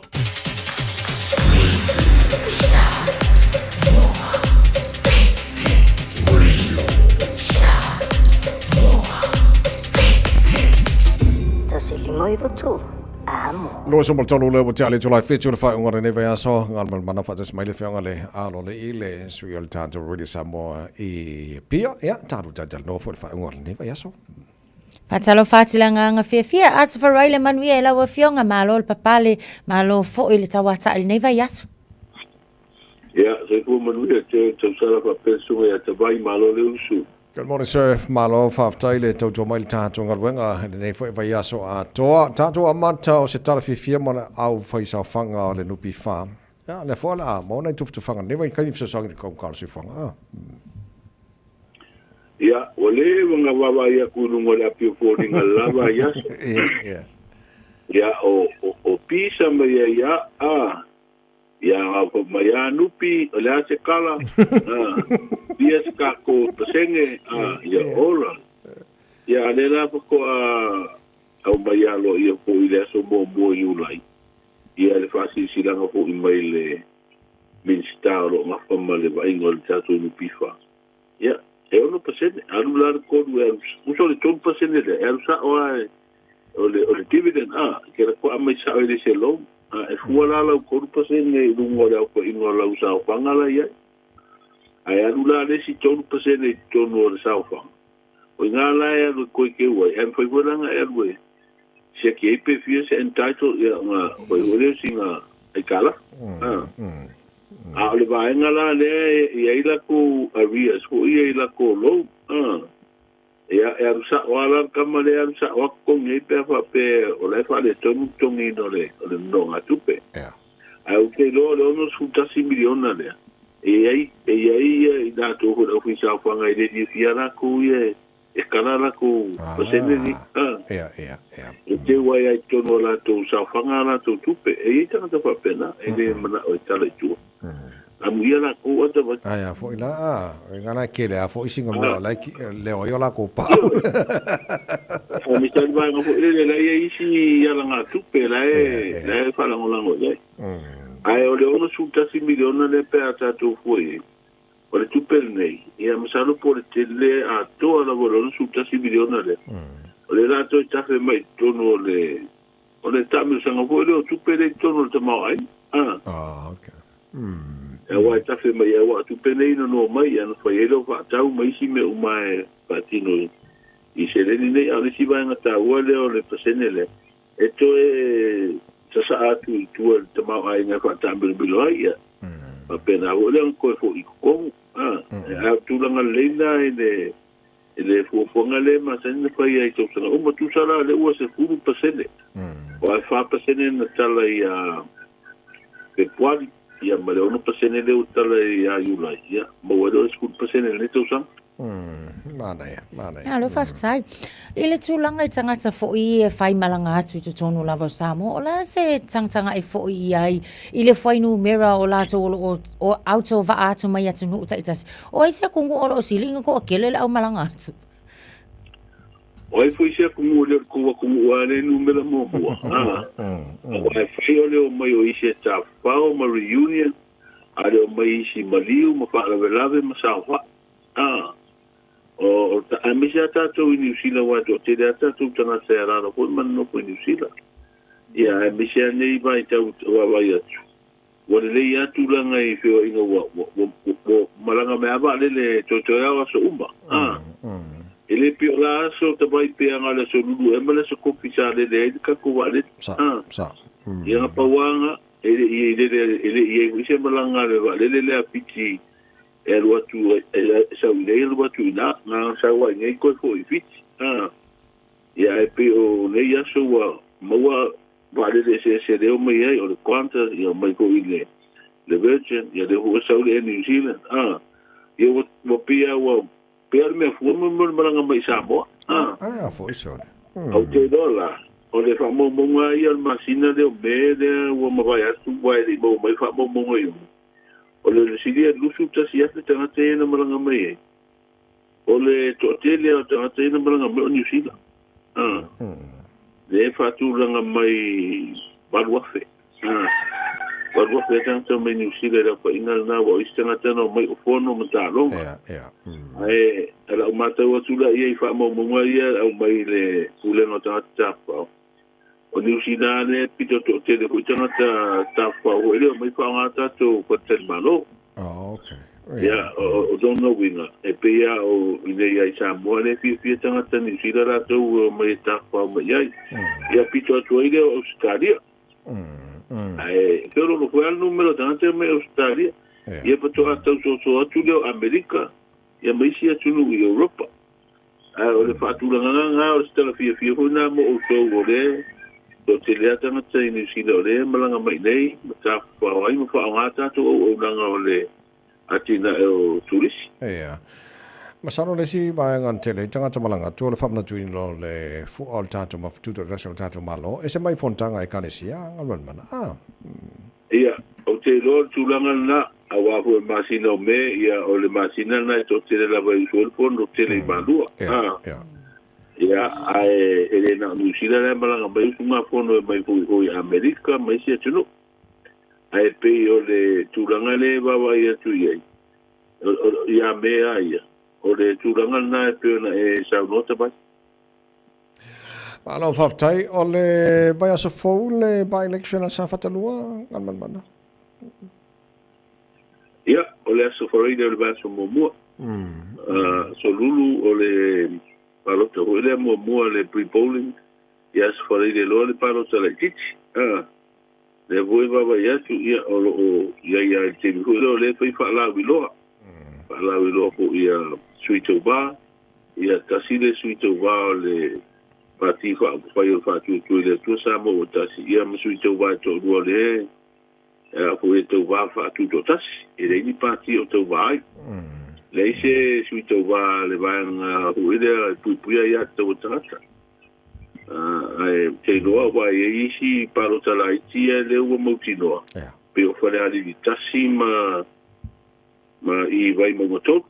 Te le rola i nga pe e ni sui tau wao o le patil na al paro taia sa patalua. Wana o le whatu tui le tu sa mo o tasi le ina la tu sui tau wao. Alo whaftai, e ili tanga tana fsili mai sef sosan mai whamon mo lea ngaman mana e suia na whamoni la sol tu la fono tu la fono whainga palo ta fo le na vai monga tolu. A fsili tanga tape mwhaila la tōna toi o ile by election na whainei pe ala tari wawe na ave iei. E wanse whamoni no sol tu la fono i mene o sol tu la fono whainga palo ta ile mwhainga e koe pesfu kausanga ea. O por sa ole ngaman mana pe. Ole inga na lai e tula kono a famania lope ta si almoria nga famania le fene to to wa. Okay. Tu se lua palota e lua fenga palota palmene le fene to wa no winga sfu to ta. Right. Ya, tu so le fasala ngana la e o mai na lo le tula kono. Le tala ele apo. Ele fene to wa. Yes, tasi whamania ni tua inga po imani morianga. Se wanganala I whareari tasi lewa whamau tūle whaai unga ho lea na tāri elka sanga na ave whamsino ngā pipi. O lea na whamau ni na morianga I tasi o le sui whai pule sa se e na fua. Ia aila ni morianga na wasa e morianga na tuina atu whaasanga I le na tuina atu tanga. Ele isu ina la morianga na. O la e mawhai e le na wha uruina le tangi ta upuna mai pole ani tas. ona tau wā le palo tala i tiki. Okay, ia. Ona pauna le mta upuna tau ese mai e. Ona le tēdo le lave le ana afia i le mta upuna. Ia ma umi e na toso. Oa umi e o toso mai le mta upuna a pala rintas. Ia tā nia rola ia le no umarwha i uma. Wa ave mta upu o whamasino ngā tāu sang. Ia le la ua mai whatu ma walwha i uma nasa lawina le tūsangai. Tala sila lo fo le ia mai fo by election sia lumana nei pela o sa fata lo fo le ia o le fo nisi tangi fa singo ia wa afu atu vai mo tolu mai alfa nga palo tele ia fa le by election o le fo la ko fa fo le si by election ia wa la fo le ngo le avano ana ila lo tula fo o wa le se ia nga fa pe na o le paro ta tele fo ina fa u tangi ho io le morianga o pato si ata wat palo tala i titi ai buini sol tula fono na mata wina le suita wa ai avena na tang yem fa ya ai pawala le ya ingala ye ele foi fa ulo tangi pe ele ausia le afo palo tala manu malo wa ta silna ya ingo le wata u fi te le mata u pu fa msino wa so yo le te mantua ele ye se ya ingo fa pena usa pe se pulo palo ga maua ai fa ya la ukan ia fitu ro tula fono palo tala tulo ele ia inga na se vanga na suita vana ausia le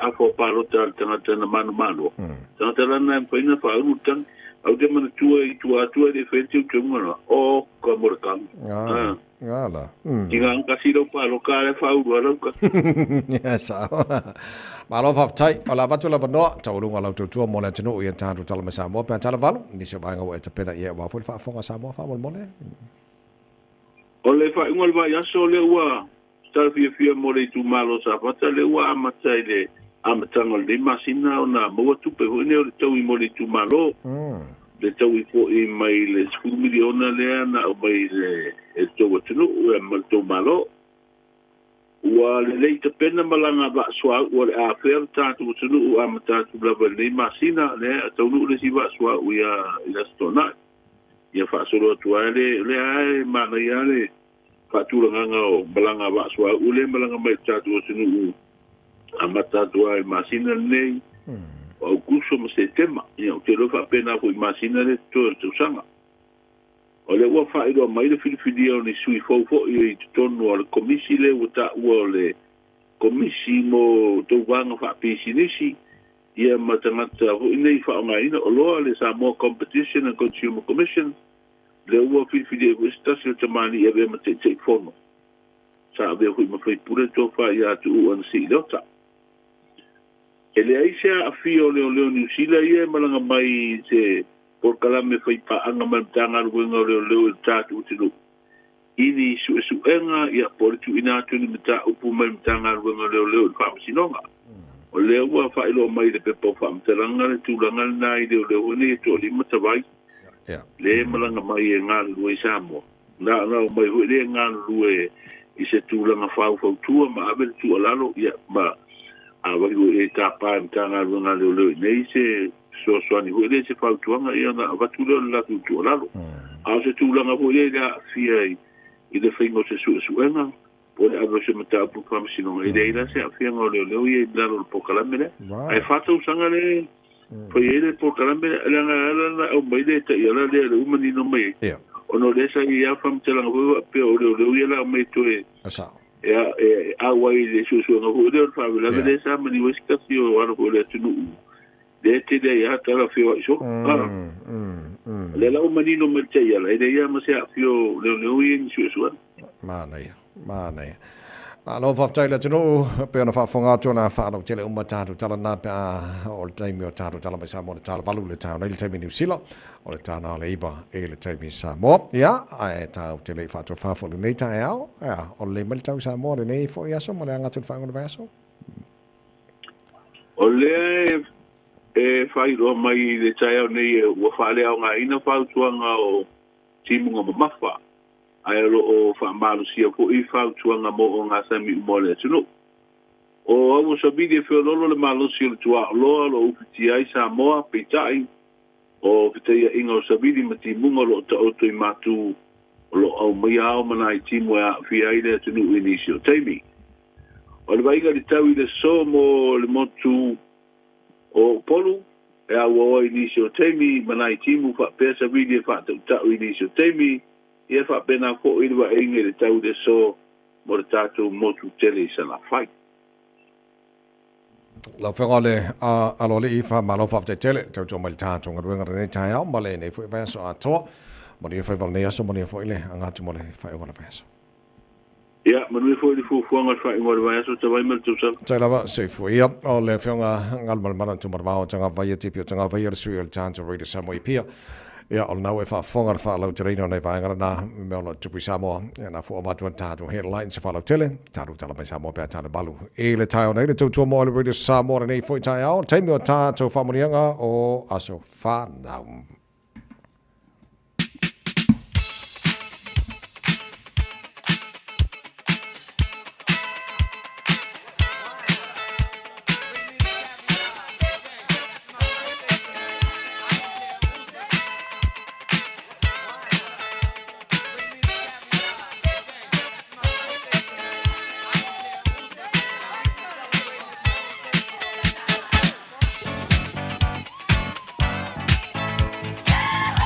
Pomnega swana o le aso for regular nei wa tolu ia yaso you lai ama fa na fa nga ina le telefoni no matala le telefoni mo tolu fitu tasi lima I tolu lo om fa fa nga tanto emaili on air at radiosamoa.co.nz. Pa pena fa nga tanto Facebook mari YouTube pula po fa wala na va vena mai lo fa mria ngara nei foi tai o fo le tanto telefoni ma lo le se fo monia. Talofa tavai na lo se fo tina. Ja, alla bra. Maar då får du få. Avnole mo. Ja. Ja. Famnianga malufanga. Mosia granddaughter ya LNU. Maeli. Iman rewa. Aftaile lo fone tuo. Wa ya udia man via maida so. Ile dimo to sanga. Tele nei tau sanga fo ele atua mo e. Ia e te inelelei, alofa. Ia, alofa ilo ka mama lo tinga. Ia ringa ka fo idea nga iu ka sengi. Iu anko mo anti. Ia, ai sidi ai. Lo alofa ile atua ole. Olo ia tau sia. Mama wailo wola. Ia manuia lava lo waso whanau lea soli e niu. Ia lo whaanga mai anana. Se angia I maeli ranui. Whaftai lava tawai molo ua wanoa. Manuia le aso. Tai tina, mani e fwole nei tai o fau. Ia, le lei, o jawa vai atu e ta whamnenga le nunga Facebook. Ngaman. Ia, o le whaamanianga le na mai a leonga upu tomuli. Whaamani atu le asa soifua o si o granddaughter o Peo Ali'i Grayson upulele to rise tomuli. A fua. O le vi inga fo I pea I le atua soifua. Ai o le anganga o le whaatai le atua soifua. Ona o lona alofa ma lana pule whaasoa ua fo ai atuai le nei fo I tausanga e whaau popo I lau soifua. Peo Ali'i Grayson. O le tatalo lava, whai alo nana I alo whangia e le atua a lo waso soifua ia maua pea lo malosi malo soifua malo loina a wa le feanga iai mangaluenga ai maise o lo soifua whaaleanganga wha le atua I mea umai manu iai lo soifua malo lumanai ua lua se fululima o tausanga tele na tausanga whaaftai tele le atua I lo walofa whai pea vi ia pea oe whaavavau o lo whaangana mai o mātua o lalo ngā whau maka a foa mai au se tālia lo tina le malu whaulu tomuli a foa mai Korea o a inga mai Samoa au se tālia New Zealand a le mawai lo whaanga o lo nana tō whilau tongi a le leileanga o upu a lof. Happy birthday, Princess. Enjoy your special day. God bless. Peres fam le ngale mai le au fotimua lunga le YouTube. Le au fa la winatu o le fam le ngafaf tai le tua wa e au le mai Ia le valutu sanga o lo wolanga, my sweet grandson, may the blessings of God be upon you always and love you so much and God bless you, my lovely grandson. Mori tele love and that's from Leo, I don't know what to le grandson, Leo for Timu. Na le na mai fa moni anga na le nei foi tai au fo pe ia fo nga mai fa moni anga mana le nei tai au ko va ya ku anga mana se o ki ra ko ngora ka ko Facebook ale ai fa pe na fo no ta to face YouTube ma le email tap telefoni ka ko nga ngi ka ya le le ol pese fa moni to pu nga mana fa nga re Samoa ma cha po ka me mano le tai au Nega, faz baki. Yeah. Pese, oi se o fie na pese ia. Happy birthday. Terus fu fitu le balu.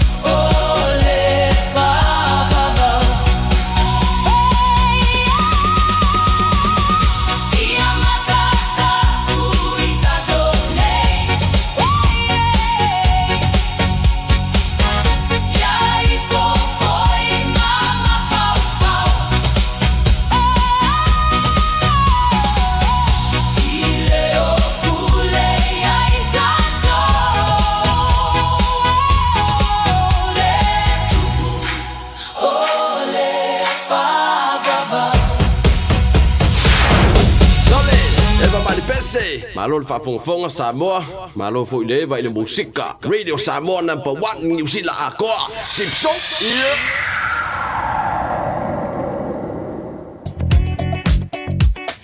lunga tatou awala ave taavale mai tau atu taimile nei o lea lava e whai asi Feololo o so longa le lei al nei fo tai au le so farai le lunga o tatou awala e lei ni vainga tele o Poloka I le nei fo taimi na o le vainga le Western Springs anga iane le na Point Chevalier pauale na vainga lunga le tatou State Highway se fulu male ono o le mai tau atu lanu mumu lunga le whaafanua lona winga nai whaisi pisi o le vainga le na Wesley on State Highway lua se fulu ia o lea fo I paule na o le vainga o lo mai tau atu I le vale na Hillsborough Road and Richardson Road o leo lo faisi mamafa le traffic I le taimi le nei po le tea I le fitus fuli mai te ele fitus ai fa la ta vale le vale na Hillsborough maleanga ia tule na I Mount Roscoe ia atonu o le na o toi kilia fo I le taimi le nei mo whainga malanga tātou fo I ta vale ai o le vaingal na o lo ialka ko awala I le asfaraile o le na lava o lo feololo le traffic o lo iai mo tātou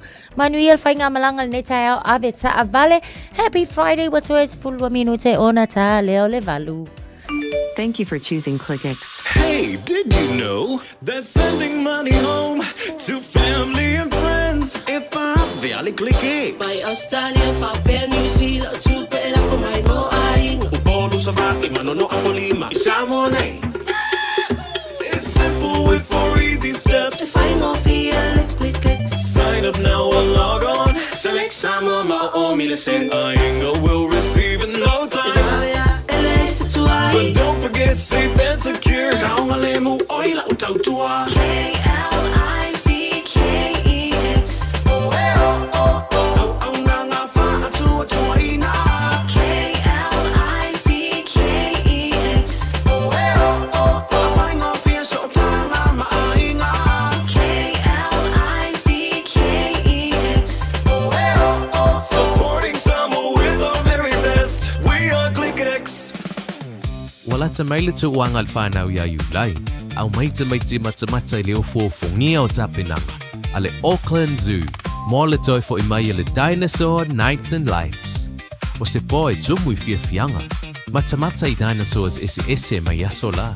Le te lea la tu tino. Tau mawhai mea ai matango fie. Sava vali I le Dinosaur Discovery Trek. O se poe mo le ainga atoa. Tatala mai las forai le tolo iulai. Angai le aso sfulu valu. Mai afo le lima le afi. Anga ile afo le valu li po. Tanga iane ile aucklandzoo.co.nz. O e sauni malanga I Samoa. Maratua lolo mana rento solo o maua iso se tu ai ngā taavale e talawhea ngai mau mana onga. E mawhaiura piki la taavale mai le malaiwa le le whale o lopo o whangalii. Whaapelo tātou o fisa au tui ala fua. Pe momoli atu fo I le whalitali malo o lo e wha mautu ai. Ai ngā whaabitoa. O lo ia tātou insurance cover e te fili mai ai. E nani I tupu se whaalewelawe ai o lo iai le wha mama avenga. Maratua lo iai le tātou account I New Zealand. Pe lafosa fo I le moana rentals e wha o ngā I le Pacific Easy. E wha o ngā ilau credit card e wha tino ai le tongi na o lo sa. Mori se wha mtalanga wala au le Pacific Easy I le ovalu se lau. O tasi ono po onu mera masani au kilani. O le lua fitu ono fitu iwa fitu wha. Po le lua fitu ono fitu iwa valu wha. Talo sanga e transfer o I le moana. Pe asi siane I le tātou Facebook o le Moana Rentals. Po le upenga ta wha ilangi o le moanarentals.com. Moana Rentals o laupa anga e taitolo ina oe. Au e malanga asiasi I Samoa. O mana o mie o e pose isi lo a inga se fisoso ani tau fe malanga inga mo New Zealand. Ima ta au pue o le vaita mai no whanau po ngaluenga. A whaia lau tali o le ioi, wala au loa Ken Ferniho o le Fern Immigration Services e iaila na laisene, ma o silia ma le se funu lima tau sanga hola na tau tua. E toa tele tanga tau o fisoso ani iai Ken, ima ta upu tau fe malanga inga. E awhia ima ta upu na o atu le tribunal, ma apili le minister. Tanga iana le Facebook, ma le upenga te whailangi I molimau. Mo nisi whamtalanga, wala au mai le Fern Immigration Services. O luatasi, tasi lima tasi, o lima. O mo mia ni ngaluenga whai I lo whali. O le living space o lau company if so soani I le whale leo mao te malawa. Amana o mia se papui pui, carport, canopy, pe wha lau heat pump, whaisau deck, whaaka peta lo whale. Whaapsota I mai I le living space. Via 4 quotes, mau le fisosoani I le finance e le ai se deposit. Vili mai loa le living space I le o valu se lau, lima whaono, wha valu wha. O valu se lau, lima whaono, wha valu wha. Hey, where you two off to? We're going to go drop off Nanny Aroha's bell screening test. Have you done yours? No, this Nana is too young. What anymore, Nana? The age has just come down. That's you and Papa too. The starting age for the National Bowel Screening Program is now 58. When you turn 58 or 59, you'll be sent a free bowel screening kit every 2 years until you turn 75. Please do it for us. It will come in the mail. So valu mino jolo jolo ta leo le July valu porkla me malu le ta radio Samoa una tu te ofa longa le Christian Savings Mal Enterprise Motor Group manu kau wa ta tu sia si tono lo toa le Enterprise Motor Group manu kau wa fane yesa i sta vale mo te le yo ta valu le tamali i malo Samoa so sonia te opa so ngai ku so fia le lo fa te smile ta tu poto le ta ku so fa te mo te le ta malo le sui fo mo ya malo ko le usu malo le tawata i fon leta ya malulu atalo malenga alo le wa se luan leta ya malo se fu fa time mo le ta ta tu anga tu le fa ngora de ba yaso amaya pa fo le ni ba ngo i ta tu ta vale ya wa fo le tu no tau se ili sa mo le ai ngal ne ba time mo le malulu fa mo le agus ya fa time mo ma tawa mano ya ka talo fa fo ile fa fo ngama se ta tu wa tu no ma wa ta tu fa sa la wan leta ya en boa na fa tai fo ile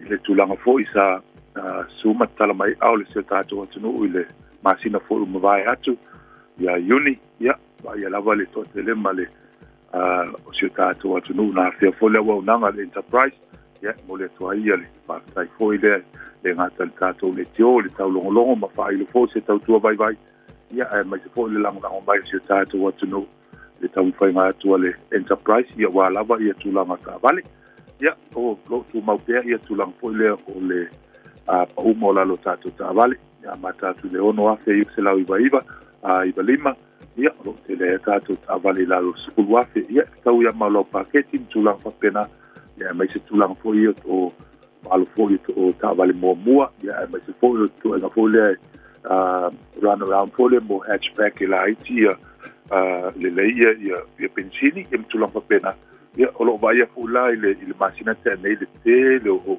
le malula tu no boli li fa ta vala iti o le tu la le tamata al pensini ya el mano no eta tu ta vale na fa la filinga ya ma nei fo vai tau ya lo maua ta to piki apu ya o ban ma tu la SUVs ya o for ya lo tele mano na eta to ta vale na la to se la fitu full ta vale ya fa la filinga ya o lo tala ta to tu la masani lava fitu aso lo vayaso i valta ya o mai afale lima fitu aso lo vayaso ya fa lo ya ta to na ya tu la masani lo mafai ona eta to finance lo no vina to no le tu la o lo ya le tulanga lo finance ya pe ni tulanga fa le ya ai o tono le tula ya le se umi fo le fa tali le talinga se tulanga o tali mai finance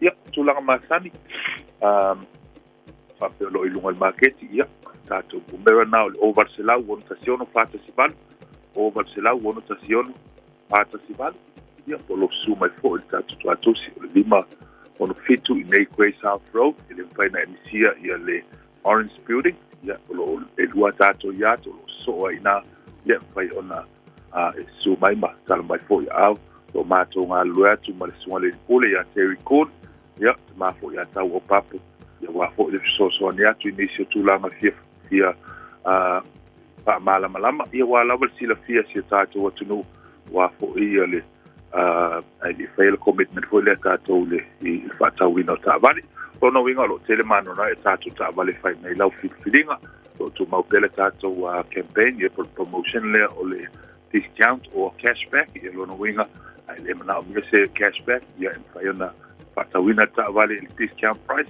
ia se fe fo inicio tu lang o le fa so ia fata tele le tato de jo ia me se lo songa le awao ya malo so atau ya mole ma to wa no le nei tai au ya man de fo ya fo wanga le weekend e ma sele alo to tato o black le weekend ya lo forget de tua ya le fa po ma se tato tu no tato pe fe lo e fo se la mo mo le lo fa malanga le le tua e fa so foi na mon nei tai ko so fa time le botel nei tai au moni fa vale nei as for right moni foi le weekend to tolo bino tolo tolo ta le tolo valu sole maru do ka ya ori malo fa tai nei matu on sa ya yes halo ya wa la semul boleh nei o ni so au ya al tama tua malo fa malos right malo sole ai ma nga ya la ya oi va về với đi là lúc đó nghỉ với đùa với la vậy sao đấy là mà nó nói đấy mà đâu cái em bồi với la cô vậy chua mà lo pháp thì chơi la vật phạm mà lo xí mà nó sai tai hao ya ya lang ba đi đi le ko ang bay freka phạm mà lo skin or kai hao si yes ya ba ai ngali awoi ya mai lo phạm mà lo skin so mà lo chau ru charo chalo mai sa mo nei foi mai so bo lu ye ka ko ya Io awang emisi Luma Halo Luma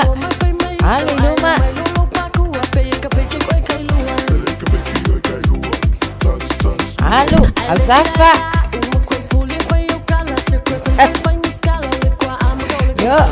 Yo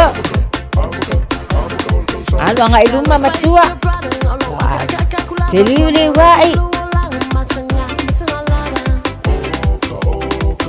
Yo, Lunga. Ay kasih Lunga. Yo. Ayah. Awi. Luma menjua. Babe. Yo. Lunga. Ih.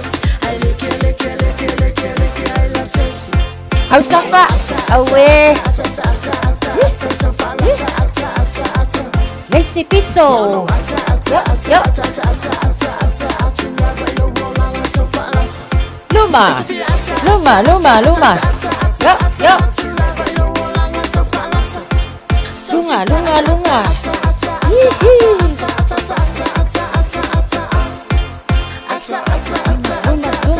Sao itua. Yo. Awang. Luma. Ayah. Sumu. Ayah. Malos. Faham mengacau oi. Luma.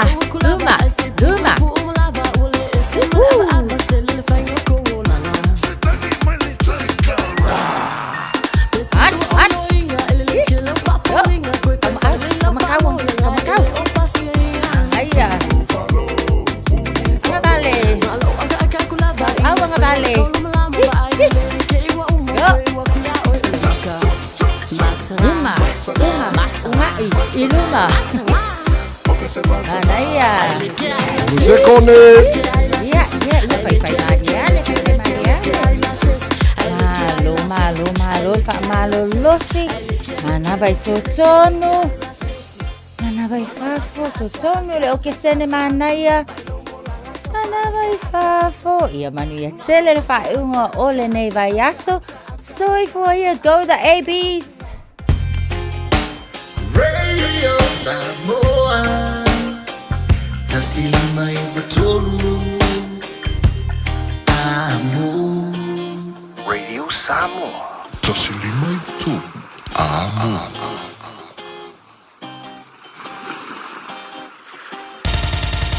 Usimaya lau whaafofonga o le whaapoponga fo ele nei o talafau mai Samoa. Awina sa mai mo oe e lau leiti o whalongolongo le Radio Samoa. Tasilima iwa tolu amo. O te whatalo whairu tātou watano o tātou mafuta fo i mawhiroa i rene yaso tawalunga o le ngā ruenga usimaya lau whaafonga.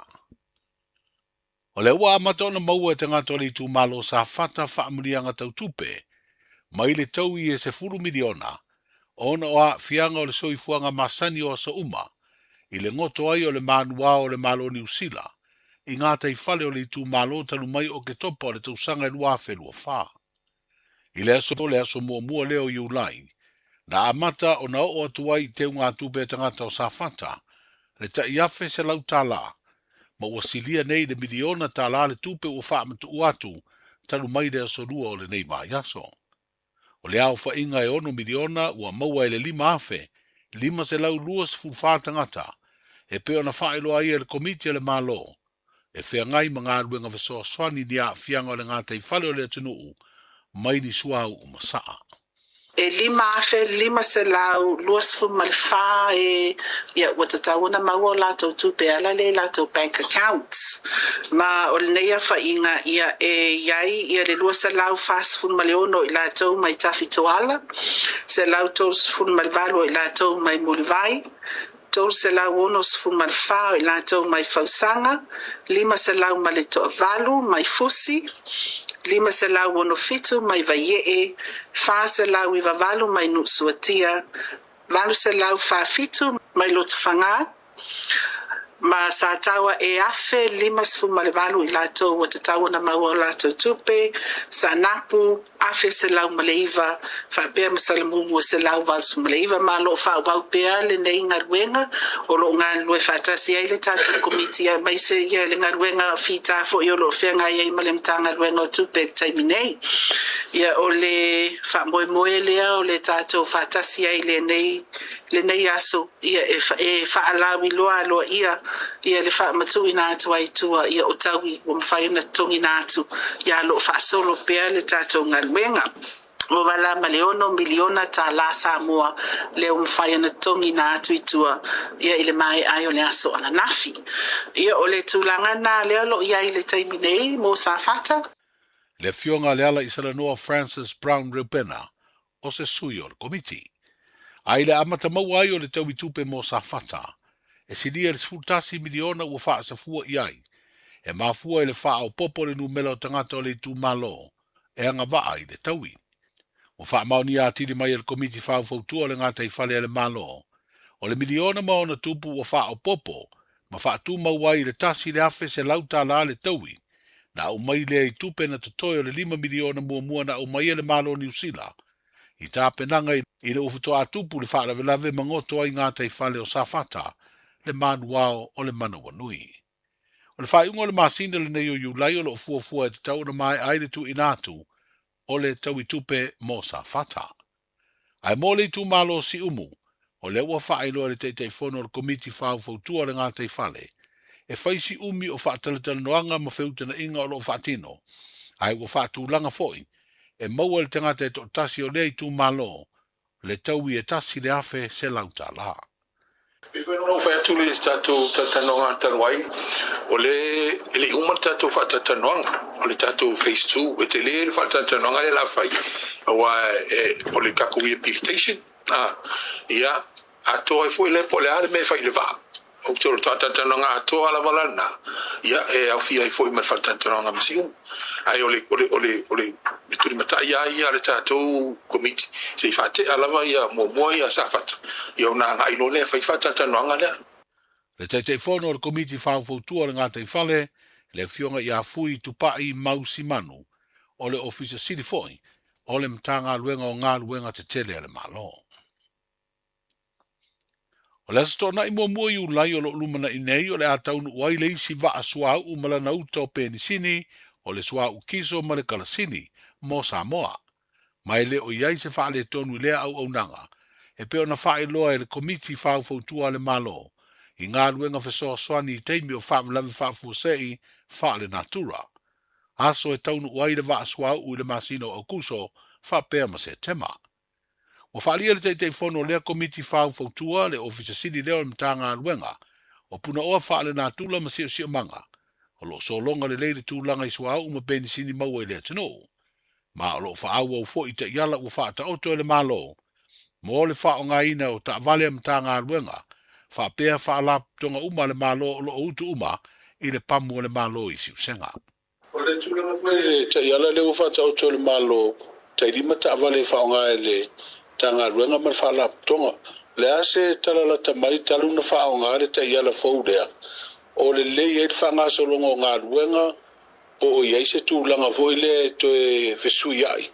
O na o tere ngā ruenga wala i titi ta vale. O taimi nei o le tō whawhetutu na i lawa lo whatino ai ngā luenga mga yo i ngā taimi nei. Ia le whaua mai ia se whatapula fo i mai le tātou komiti o lo ngafa fo i ma aseta nei a le tātou malo. Malo iai pēle ava no e so ta iai mtanga luenga e me se lava mtanga luenga lo iai tātou au nanga tāua nei po tātou essential services. Ia o le tō whaala tutu na i ngā lulu e whatasi ai ma vaenga tala fia ngai le taimi ma le taimi alo wha ngā solo pēr le tai lima ta vale taimi nei. Le ofisa siri o mtanga ruenga o puna oa whaare nā tūla masi o manga, o le teitei whono fo i leo o le komiti whau fautua le malo, a wā tā penanga i ngā ruenga whesoa swani, i teimi o wha mlawe wha fuose i whaare nā tūra, le fionga le ala i Salanoa, Francis Brown Repena.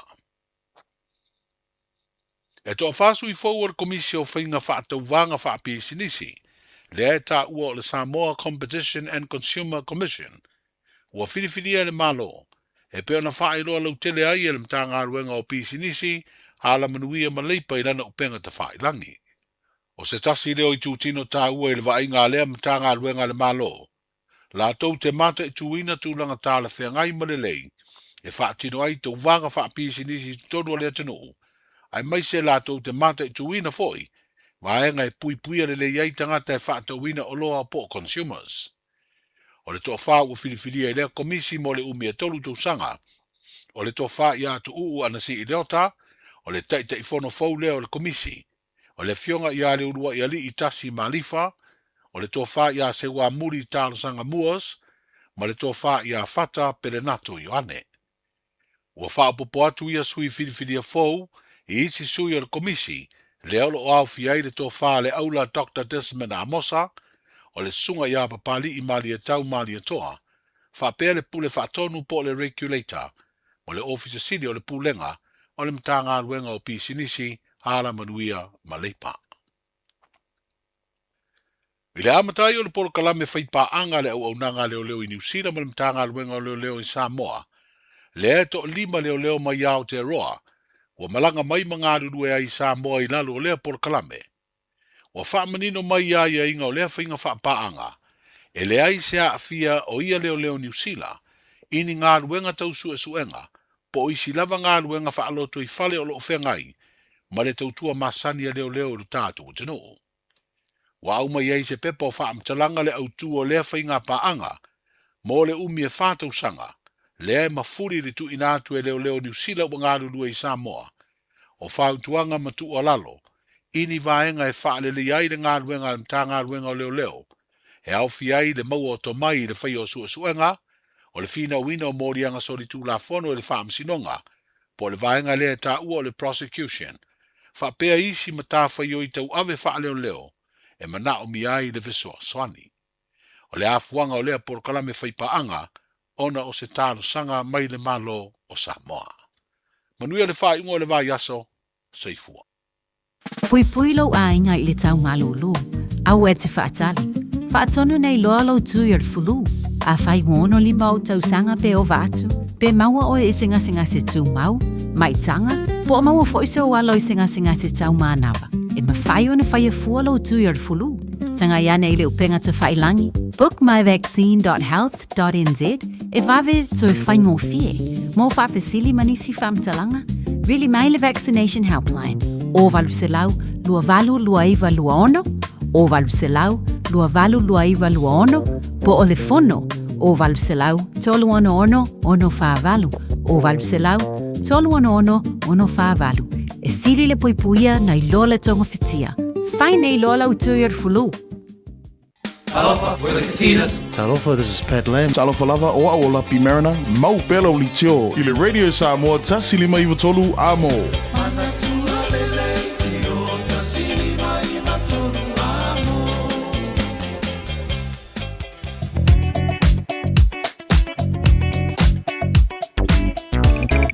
Malolo foi ave tavale ele nei taimi ole tai au malolo ona sai ole tampisi ole awala ia nai te sili fia lelei tau fai usula tunu i tute ma fai whai ona vai aso whapena foi nei matua mo moli nei whanau le aonga la se moli nei o aonga le whanau nei foi vai taimi Le malolo mo le lua pa yaso lungo la wala la fa si pisi o telo vai ngola wala not too bad lungo taro highways ile pa yatu malanga mai North Shore so mai le to a Green Heights ile highways full malavalu pasi mai Green Heights fa si poloka la titi la pisi la flow de le yo I Hobsonville off ramp poloka link mai los full valus full on Westgate la mana ya flow de le Futato poloka lava il city bound full on around Morningside Western Springs ile nei taimi o le tai hau fa south full on taulanga kilani ya fa mai le luas fulu points of le tano ma nei flow delay la pisi lava la flow delay pasi mai one hanga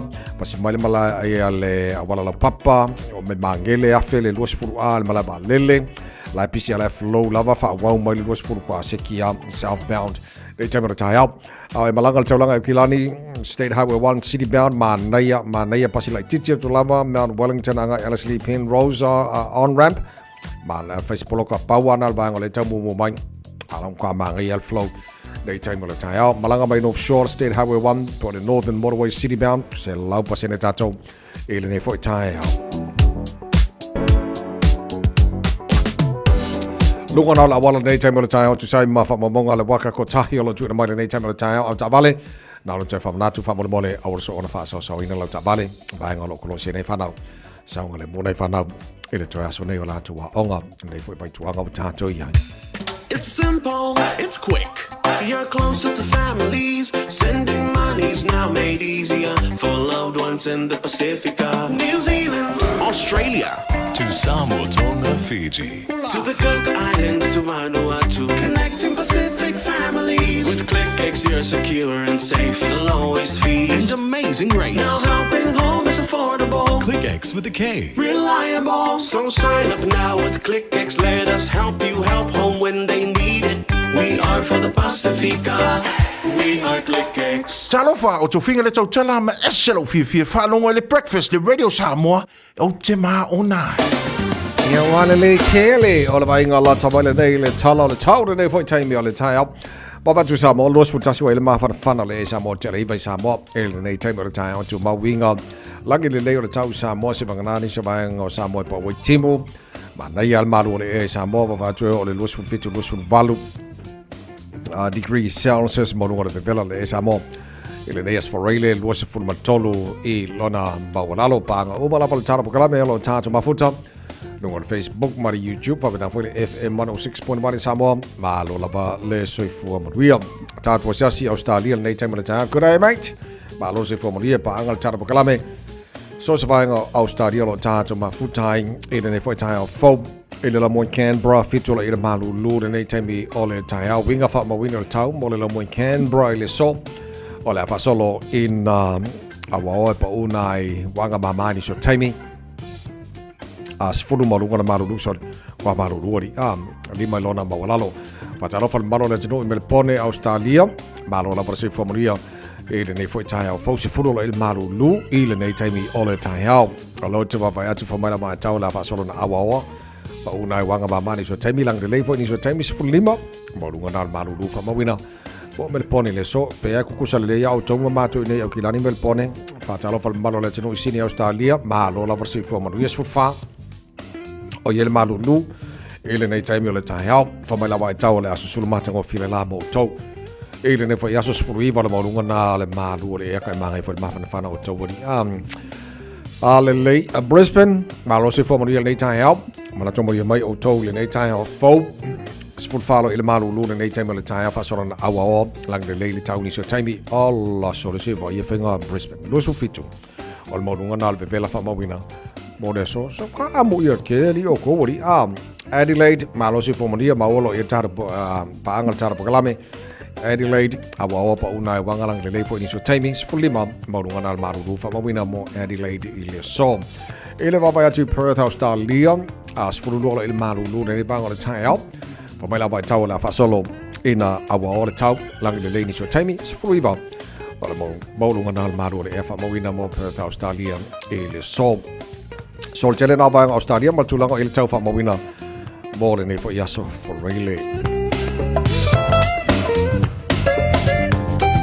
Tama ki makauro o kilani no fanga fasalanga radio Samoa ole mo kwa maruru o tai o tolu lo ia ile nei taimi o le tai ava vai atu ma nei lo susulu le la kalo sia ia bavenga ki a ko le maruru ngi ko fefe tu bawinga langi le o tau le so se mangana ni so bainga pu o au kilani male tu atu o Great Barrier Island pa una wanga mama le so au kilani ia langi le tau le so tos fulima ole marunga na maruru fa mo wina mo au kilani le ne yaso tai au pe au dia la fasona na awa lang de lane pa una wanga ni so bainga au kilani sfuluoro mo runga le maruru fa mo wina mo au kilani tai hao ole bainga on tuantu awa lang de le sa mala so fua lang de le so dua stoffi ole ba yaso ole mana yatu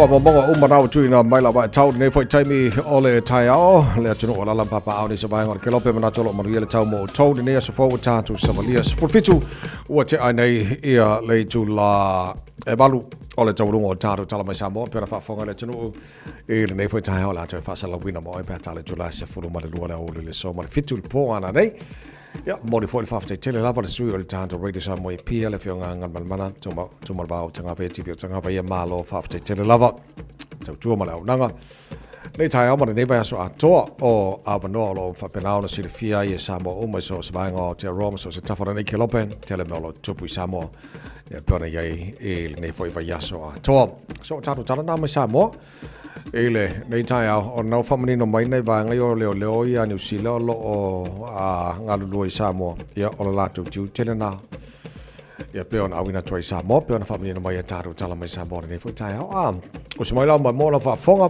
tau runga nei va so tatu ma fa Samoa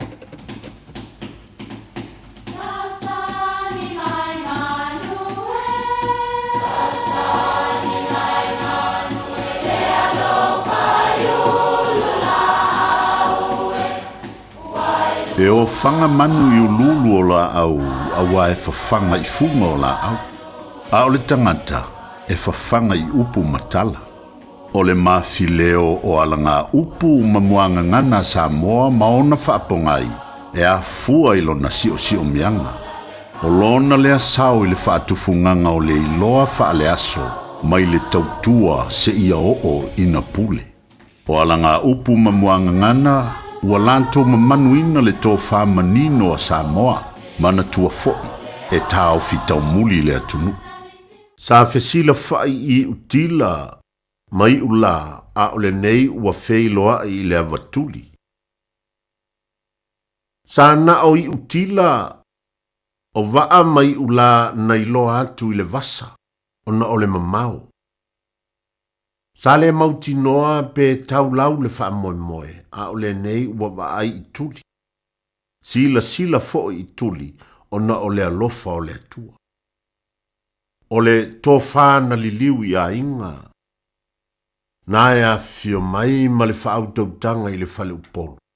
Ai sa tātou sili a I le atua, pe tau lau a ole ua tātou fisila whai I le avatuli, ma whonga wa a fia.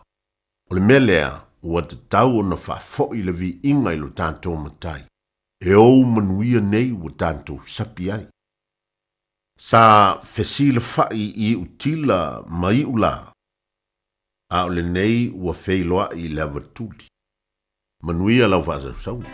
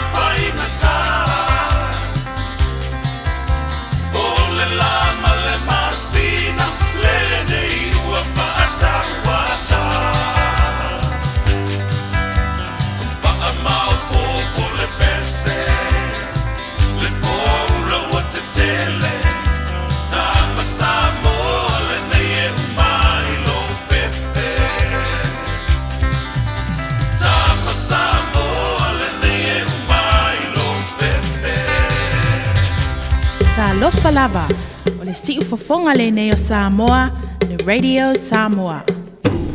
E ai se isi o le tau ainga e whaapea sona leo. Pe whaapea foi. Whaamata e avea le tale i ma le tale maasani e tau fia ai lātou ma le whai o lātou mea maasani ai. E ta tau na lātou e whai suenga o le tale a ngā i le coughtest.co.nz. Pai le suenga o le tale ma whai loa le fō mai coughtest.co.nz e le ai se tatongi. Whala au talavai e iai tūlanga la matia ma tūlanga le lei o whala au. GlaxoSmithKline, New Zealand Limited, Auckland. Au kilani I saute, o sa ili se Samoa oe malo ai, o le Enterprise Model Group manukau o lau fale ta vale wha moe moe. O tele ta vale matango fie filfili mai ai, tele le fisosoani o lau whai ngā luenga mo oe, mo se ta vale talafia ngai, su mai I le 5 Grey South Road I nei manukau. A se fo I le upenga ta whailangi enterprisecars.co.nz, pe wala au mai I le ovalu se lau, 5 lua tolu wha. Enterprise Model Group manukau, sa ili, filifili, ma ave loa lau tāwani.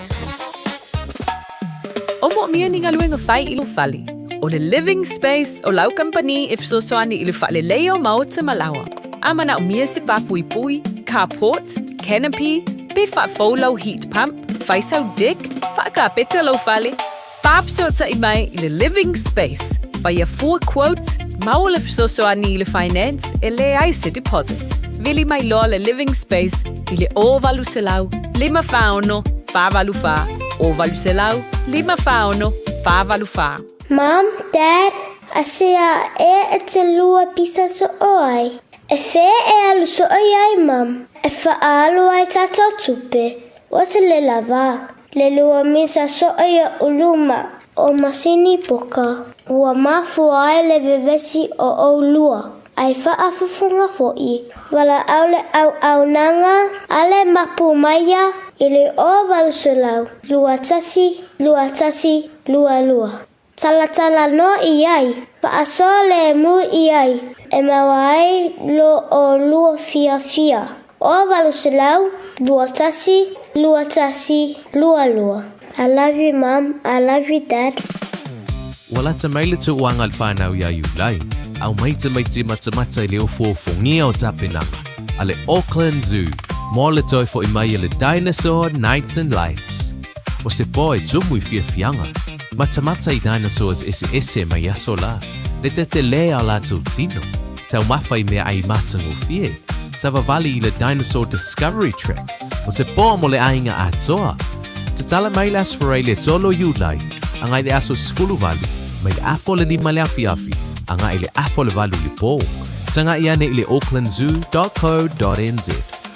Tau tomo aruri Samoa nei fo I tai au fau, tai au malulu, mātango whira sulo le lai, na o los fufitu le watea nei le tu la e balu, nei mātua matato umalava, sa ata pena tamaiti le nei tai au malulu, ma moli lea o ngā malo lava, as moli lea o ngā le whanau. Manuia lava le nei aso, pesele mo oe mali penino tiafa.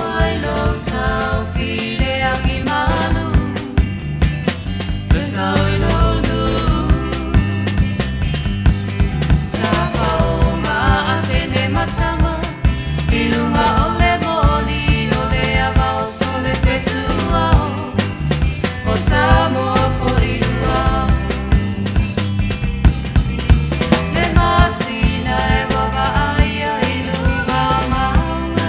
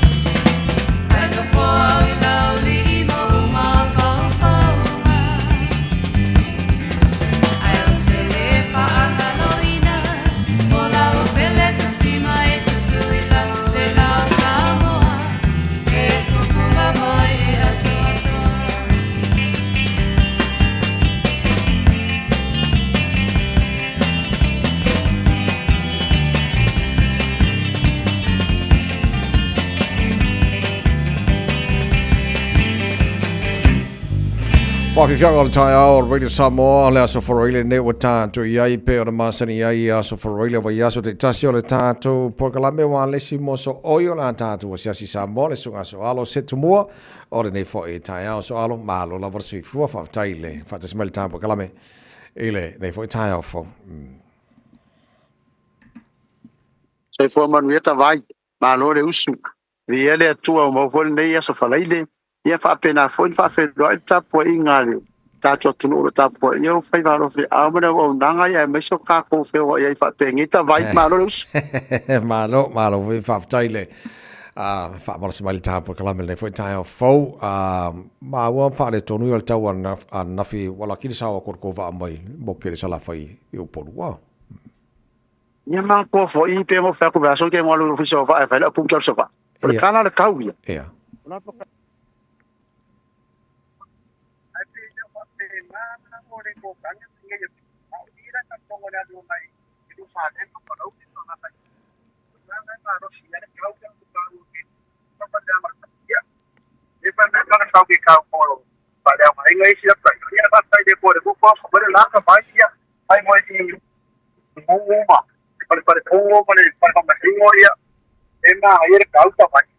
malo whaftai e tau whaima moko mai ka so tanga fo i ia o ngai ki ngai muli nua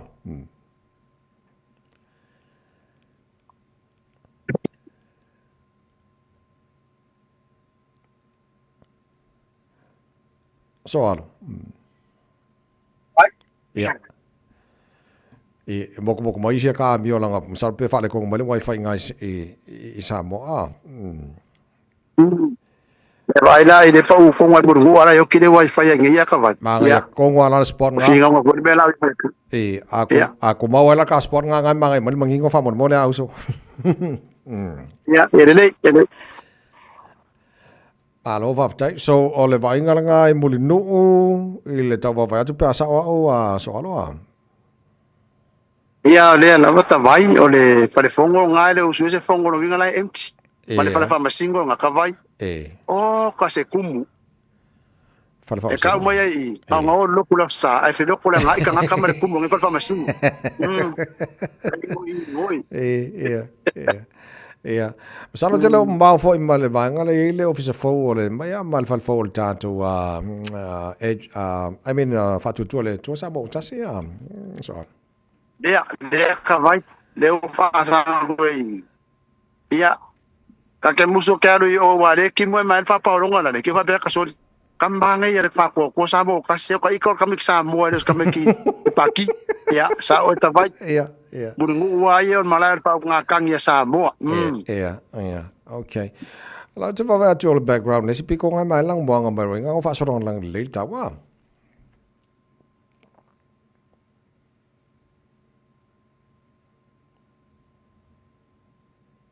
ia o vai ele la marunga o imbonga fa so lo ko va wala maro ade wa vai ele suro la nga pia burungu ngai ta vai. Okay, le lei o so longa lei ma file mu lei le tino le nei vai tau le o ka ko le masina lon fitu le folaunga. Ia, pe ia nga sa ngoa ia ki pia ko nga vai ka ia ngi. Ia le kupe lava. O nga so le nupi kala le pasenge. Ia o le fa ka ia ngi sia mar fa ngo ko la ko va mo fon milion ko via 4 milion ka ia fe ainga. Eu sei lengia ia fuanga o le manga eu sa mo ka vai eu mai ka ko me ka fa mai mo wai ku pe sa mo ai hoi mo wala ko ku pe ngai va ko anga va ka ngo me ko kingo me va ko me ka uri mai ia manga ia inga sia si mai ia manga fa mau ia ngai pe nupi ia sa fa ka ma lo va tai o man tu ana sa Friday lenta tu nen tan tala no au e le mul no o ai mene o matau tu ile le malango le Lady Naomi I tu tuila ele na mau le ba so nei e sa ala ma ke nga ole sa foi bo inicio ko mo fo marijuana ngai ele ba so on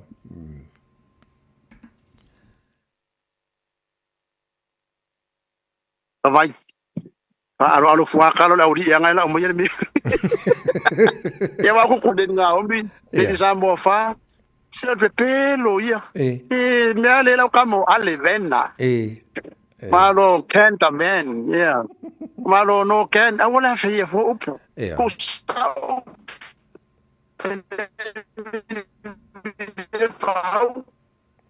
Yeah.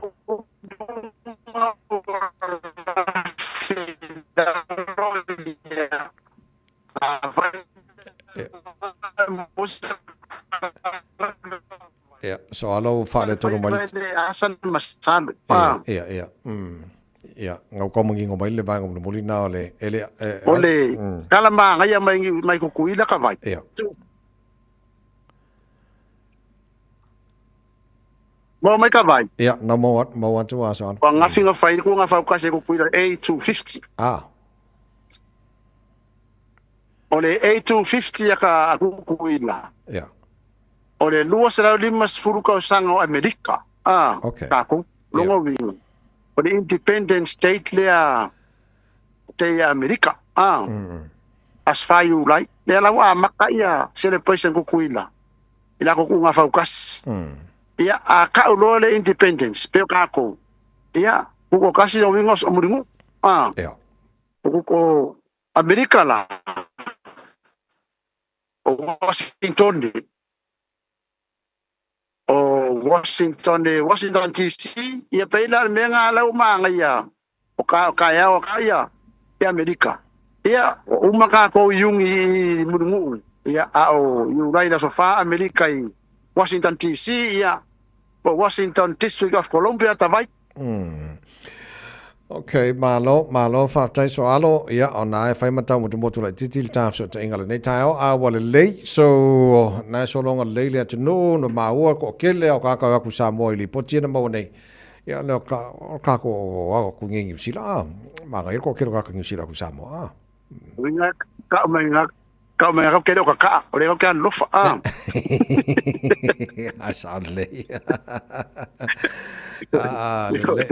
ya apa fo ringa ole coverage ngi e lo wingo ka lu fa masingo fa sa kangi langon la ko coverage wala ko fa masingo ka vai malo va tai manule mo nei vanga na tomani no mai o le ase vanga wo el tu ale Martin Hodges le fa on ne va se mal am tanga va se fo o lo fa awa wina pea le ni support le lo o tua la to yu fue kasi ya onga tai tasi fa awa wina foi la ko home center ya lo fa wina foi le proclame le parenting program ma tua program la so los fulo yu right pen fa sala watu ya a mata le intake folia o le sulima lo su fata usanga le youth e mo ta penanga mo further training ya mai se fo la ko career plan mo la nga ilumba. Ia tau tua masani na lo ia ile Martin Hodges ta vai e va 45 tai le ma au nanga nei ile lango le tunu ia mar fata wai na fo ava no au mai ke fa nga o so swang ia e ka penga mo sa idinga nga wenga ia mai so further training ta vai malo e o lo fa lo ngol Martin Hodges manino le le ka so o ia lo ngavinga la ele pa ia ka kala ia fai soro e pa uso fa tai mo nei tai a ro fa tu mo dia fa ngor vai aso ia pa maruru ko fa ale kong ko sia makwami ngi ia fa tai mo tau 12 tai mo ma to va noa a sky for ka po ngala ko alo fa ku mo ngele weekend ta vai mo ia foi de weekend a fa fonga tai la so alo mo dia fo ne aso male fa ngor vai aso sunga so alo se tu mo mal tanto proclame wala se mo so oi tu sa mai mo no le nei fo tai ao in o just follow him a minuto lo to talo le tu la Iba. Leva fogi a so e tele sila o tele ia luma mau sa o alu o te fao se e mai o se e tanga se o se batu ha ha na forma isi ao pese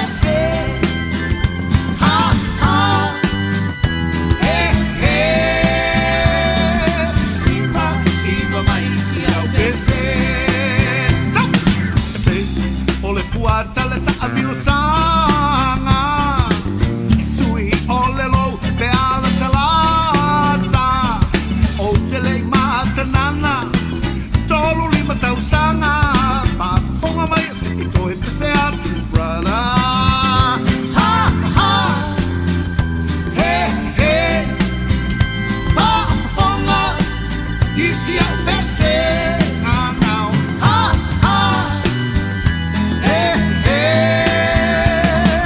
siva mai isi au pese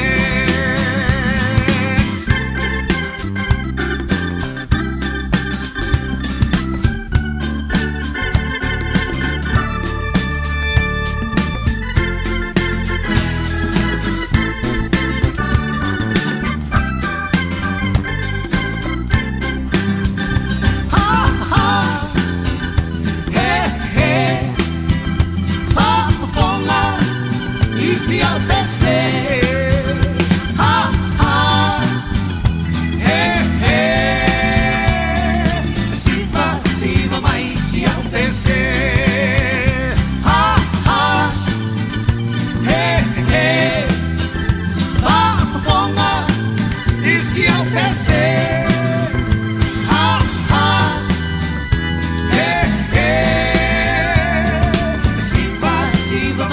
al pese ha ha fonga isi al pese ha ha siva mai isi al pese Tomorrow with Samoa no choice full male 5 minuto lo jora talo le tula Eva fa malo fa tele tuno mala mai mo mala fa fonga ne tai mal tai amana tu mo real tai malu lule lo fa mala ngal le tara matai le langi ora ba so fole ma wala matan fa lo royal tele buying on promotions and Vigicel if you feel this mele fonga na pepe tuna tala lene ni si for buying on to TL marketing ya pe na ye tato buy vai sa lapa va yesi buying va benamal tato talo tiro la family no ne buying on moya ile ne foi tai of fo la pepe fa tai mo temil ne tai malo le se fo monia ele tuale ni tai o tato aulia solo mana ya le lai uina malulu ya ai tonu ya lo o pele malo silo sunga le o ta vai ya wa foi tato ko kala me mata tu ino le malo so tato watu ya patalo fa foi fa angal tato ko kala me malo fa malo sin ne tai ya mission nei matua ya ola wa malo lo le ne tai wa to tele lo yini a on ne yaso ya to tele ko to pa wan ne la so la o malo lo foi mo lo va yaso ta vai malo fa tai le le abatu le no le una o fa to mo ta ta no ngam sa por va so fof ta fa lo ni so promotions and Vigicel ya au to al TL marketing le il tanto vai sa la pa va yesi ya ma ka ko purple tar lo fai si sao tele le no vai sa sala pa mal va yesel to pito ta e la ya vende ya fa so lo tu ai Henderson mai na chat tu va pe na Capstan ya olena to al watu le sia tatu okan na fitu sa mau ya onol la to sala ya ayonol malulu wala yona va pele tapa ile tatu va yesimal vai sa sala pa ya me se volle tatu tamalingi Paul Morinka yeah, so ta il fatto ya lis in ile tuisa mau bakery and eatery nai the Great North Road ya o ina fail mo wai tato vai mo tato ile west awalta wo mamai o mai mamau tato office mangeli ya ona sta fai foi se fele le pensini ya o i ai tato le south ya fa so ta ile fiona ya taito pole to fine ya fuilima ya ina le serve with love tolu lima nai Myers Road ya o ina nai mo we fo ile le tato vai ya mo tato ile east ya po tato nai Bermuda ya GI ya o ina tato falolo ina le Pacific Bites ya ina le vai ngato mule sa ye mo tato Tasi Market ya nai ai le tato va yesi vai sa salapa ia fa pena po le tato vai tamaling ia tato wa ia i le central ia po i mangele o tara papatoe o ne hanga ia o le alavan fan fa nga mal tato office mangele le mota Samoa ia na ia le talenga titia ia o ia na lo nga fa le ngatel tato vai a lo mfa na fa i o ka mo le Bluebird mo la to lo fai la to ngaluenga to ngi nei la o nanga le tawai o to tele la to o atu ono tu langa le a fenga luenga te tele foi lele ya o tele foi requirements of banks foi ia foi le tu penga isa mo ya ai pe o lo fengo pena no mai fa ya tu le koti ya titia ya matutong ia la vatato ofisa ia le ia la to fata ya aki liva le pu predi sa mo no winga la kai o fie uma ia tu langa fati no ngol ngol le sia o nga titia na fati no tu mo sa mo ia to ngina lo cash power mo ai nei sa mo a vidi mo mana mi cash power na tela le ofisa ya na lo rato ton ya ta le mita ta umale ngo la lo le mita tu ai nei sa mo ya ma pe na ya titia ole tu langa tatu talo ya la o mo na mo sa mo le ngati ya no inga so se tini lava mele so fu ile aso to nai mai leiva ile va leiva ta se ya pa ya to la fiafi ne fo tala la sto nai ya fai fon pata we ya tatu talo ina ile tatu ofisa ya missing mai ya fai ona se si mai tatu address ale 7B Miami Street nei mangele east yo na fo mo wa tatu prepotaro au ngate le mol fai no falifu ya le ngata puna ya le fu au mai male o te le mau le unu la tatu a pole pole mafala pole mau po ia masalo fa tatu mo ai na matu pata tena sak ya ai ele longa na le o le se fisili mo ya so alo tanga te masani no na mai le frozen breadfruit ya te tomata wa pen fa te miso al le ya fi le foyo ona tao lo la ile se matua I velale yanto au mai le pa ya se tato pata tai fo pe ol tato tal supply ya talo ele to mo no winga le wo tato location ni ol mo to sa mo ya ma I fo il tato falle le 7B Miami Street ya lava supply mo tato winta to te to pole lo fa li futa vai ma no eu te lo monisi fia fa sili lele vala o te pela sunga na bebe ya para mele o lo tasi lima ono a to tolu fa o lo tasi lima ono to tolu fa ya na fo etanga ya tuta vai le tato au le ta alota ya o amara o falan ya na fo mane ya ne tato tamol bruce le ye to video ula fo yel tato au lo mana mia pene tato tam ya te ya clark ya na fo I Malaysia tato lokan na ye ya tato tapo ye lope o tu lisita longa wa to tele atu manisi tato tam to no le au ya ai manuia le lo tu le tapo ingo o ta longa le neva yaso ya manai matua ai va le se malo longa mo nei lo va yaso se fetin ya o ma vai nei fa na fo ile nei te min mane o sura la tama vele va wa nei ta vai fa nga tu anga la di gala fa time mole ni potil nei tayo moriel nei asa moriel for the weekend la bebe ya se foi ale fanga la bebe tuna tala lene male tan tu le potil nei foi tayo le tu mo en radio samo in o to e balu minuto lo to le talo le tu la ei ba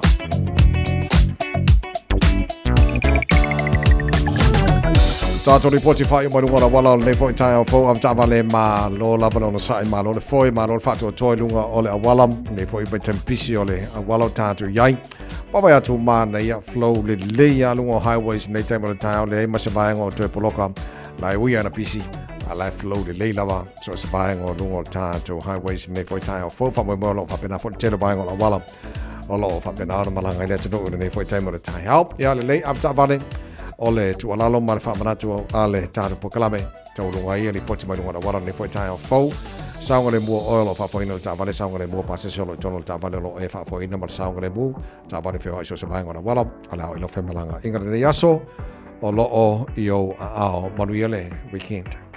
Thank you for choosing ClickX. Hey, did you know that sending money home to family and friends if I'm the Ali ClickX? By Australia, for New Zealand, to better for my no eyeing. Ubolu sa baki, manono apolima, isamo na. It's simple with 4 easy steps. Sign off here, ClickX. Sign up now or log on. Select Samo, Maomi, send Inga will receive in no time. But don't forget safe and secure. Saunga lemu oila utautua. KLICKEX.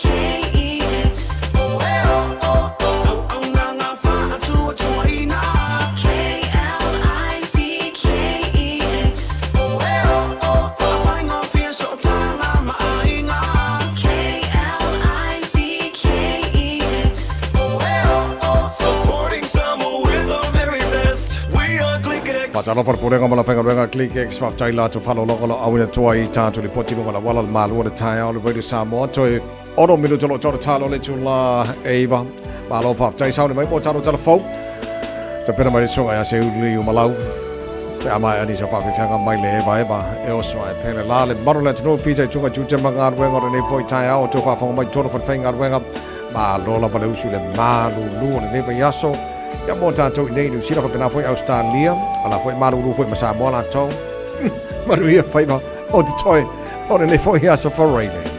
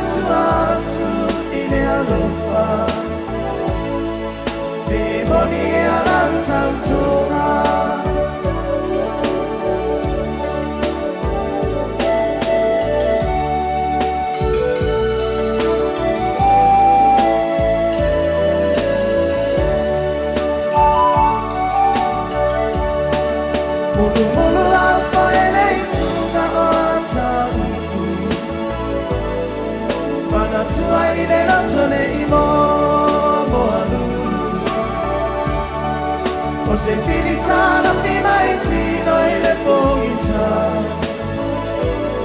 Ua mamae ai le anofa Se finisana prima e tino e le pogisa Ua mamae ai le anofa Se mano ai Magoi batsa Wala e tang mai palo ano Ia puna e me ale alo pai no tava Makusia e tangua Ia puna e me ale alo pai no tava Makusia e tangua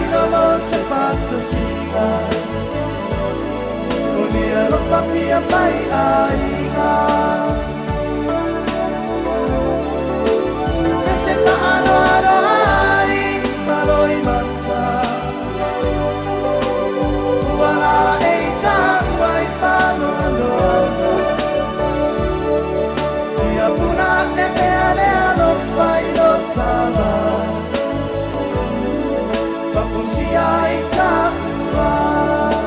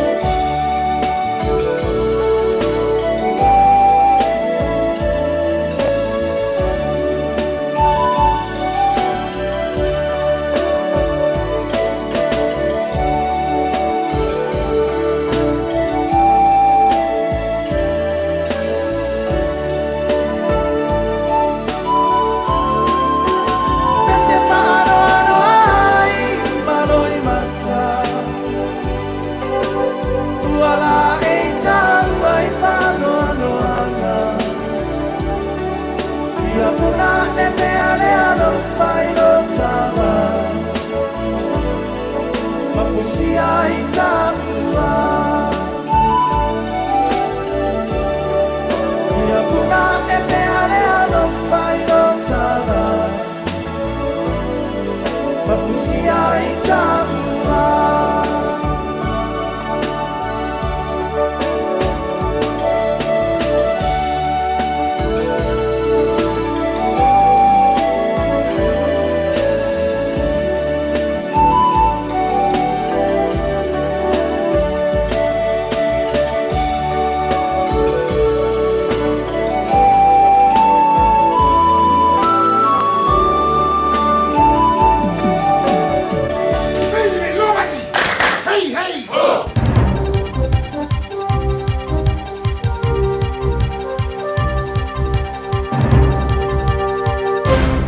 O se vainga nei telefon moni ni tai au mai a Tero New Zealand ia wafwelo nofo tāpoi mai tai au maria.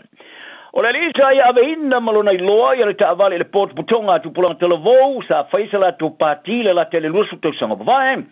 Ma fasi o te ma tai televou to lua le aki ki e kungei ki poki sa moa. Ile te milava e te tala mai e tua marfale pui pui. O li pine sila fasu testo sanga. Sa fa salad fat pui le wafe ma le valu i lo langa a toa le lorifo ma le sful fitu to sanga e turi fa to am fa mo se ava no e tala i tua i lalo palola. Sa fasi o te sila i Hannah Rosita ma Jane Young e ta isfuru on to sanga. Sa ma fuaini a fianga ngonga i tino listo valu o tu polanga talvon a o ia ave fa sa olan ta avali se pod putonga mo se pati le mangala o le ayo Edgeware i kala estete i la solimo me e luafe ma le fitu. Ile taimi ona fa misnonga sa te ena e fa tonu ia lan tu inga fa pea sa ia fa ia lan tulanga ona olenga tete e por fefe ilo nola ina wa mai ona fa o lima ni se to lua ia itea se fa o lima lesi so tanga matene te lovo e to lua sa fanola sa mo tu lai lumar for fa tonu al palola il raf mar fa ma to e tula ia ile ba so te lua ia te ina lava te tala tua o le fa unga mon mulinea le fona fa fo le palola o fa ma o ti ai o le te milava i te tala i tua mai te whatpui pui, o le a koe ki poki sa o turo i sa moa, le mea sa whana wai. O tūni lona whasalanga sa li po ti aile te samale tōl se fulo ni ana mionga le tau pule sa whaia au lokaina. Sa whasala ina fo i morianga i lua i whaolima, i le luafa se fulu, i le se vevesi sa te pumai te whatpui pui. Aile i whasi o tia tamai te televo tō lua, sa whasala ina fo i a sila, i le whatu vevesi anga i tamai tai, i le lua afe ma le ono, ma le lua afe ma le valu. Ai o se tala mana ia. O te ngata sa moe so o se mea le rorangi, o latu samina ma le mita ia le manui o stasi o latu tama whanau. Le taule le a kuka tūlanga mua Henry Onesemo. I le mai ai ona a vela na fale aina maurua i fale aina sa moe kuka ime ai sa moe i le rorangi. E manu malo le pino le fetua le tusi fasinoala a le Michelin Guide New Zealand lua afe ma le lufuano. O le fale aina Onesemo e fasu fatau sanga a le talai pane ale au ke lani. Wa whaawai nasi tala anga ina o tawi ari fitua le Michelin Star. E sauninga le Michelin Guide New Zealand 2026 i le vasonei. Mo fale aina pitu sila na mata ina tau mawhai ngā seai. O tangata sa mo i New Zealand, sa moa matunu le langi sa lato whailoa lo lato mita i lungo au wala so tenga lau tele. Ma avere whaamalo ia Onesemo. I lana fale aina sa te talina i le ruafi ma le rufu tolu. O le taiala, a le Michelin Guide, sa whaavaina, le hawha iwi se lau iwas fulu wharani. E beona tilo e o se kulimi pito atu, pito sili atu leo kulimi uma. E au siaina i le mata ino tau mawhai kokaina. So o se whale aina ina te mawaina se whatua tasi lua e pole tolu foi, a le Michelin, o tilo e o le wha tumunga pito sili atu le nao whale aina. E nao se lau ono sumantasi e whale aina le rolangi ua mawaina whatua tolu a le Michelin, i le whale aina le tala. O se whale aina sa mua wa au sia se tūlanga mawa e tere i le maua le fitua le Michelin.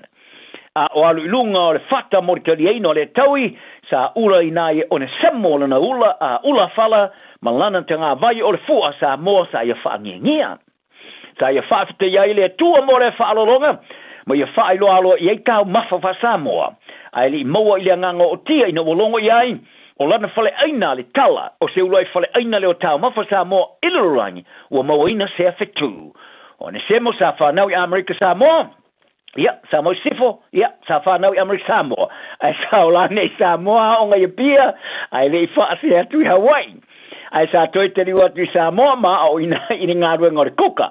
Muri ane malanga mai ne au kilani mangalue, i le fale aina ale Meredith, le fale aina le si fo ialo lau loa sa mori kuka i sila nei Michael Meredith. Sa avere whaafitai o na semo i le telo te istanga te kuka sa moa mane Pasifika i New Zealand nei, ma le lolangi.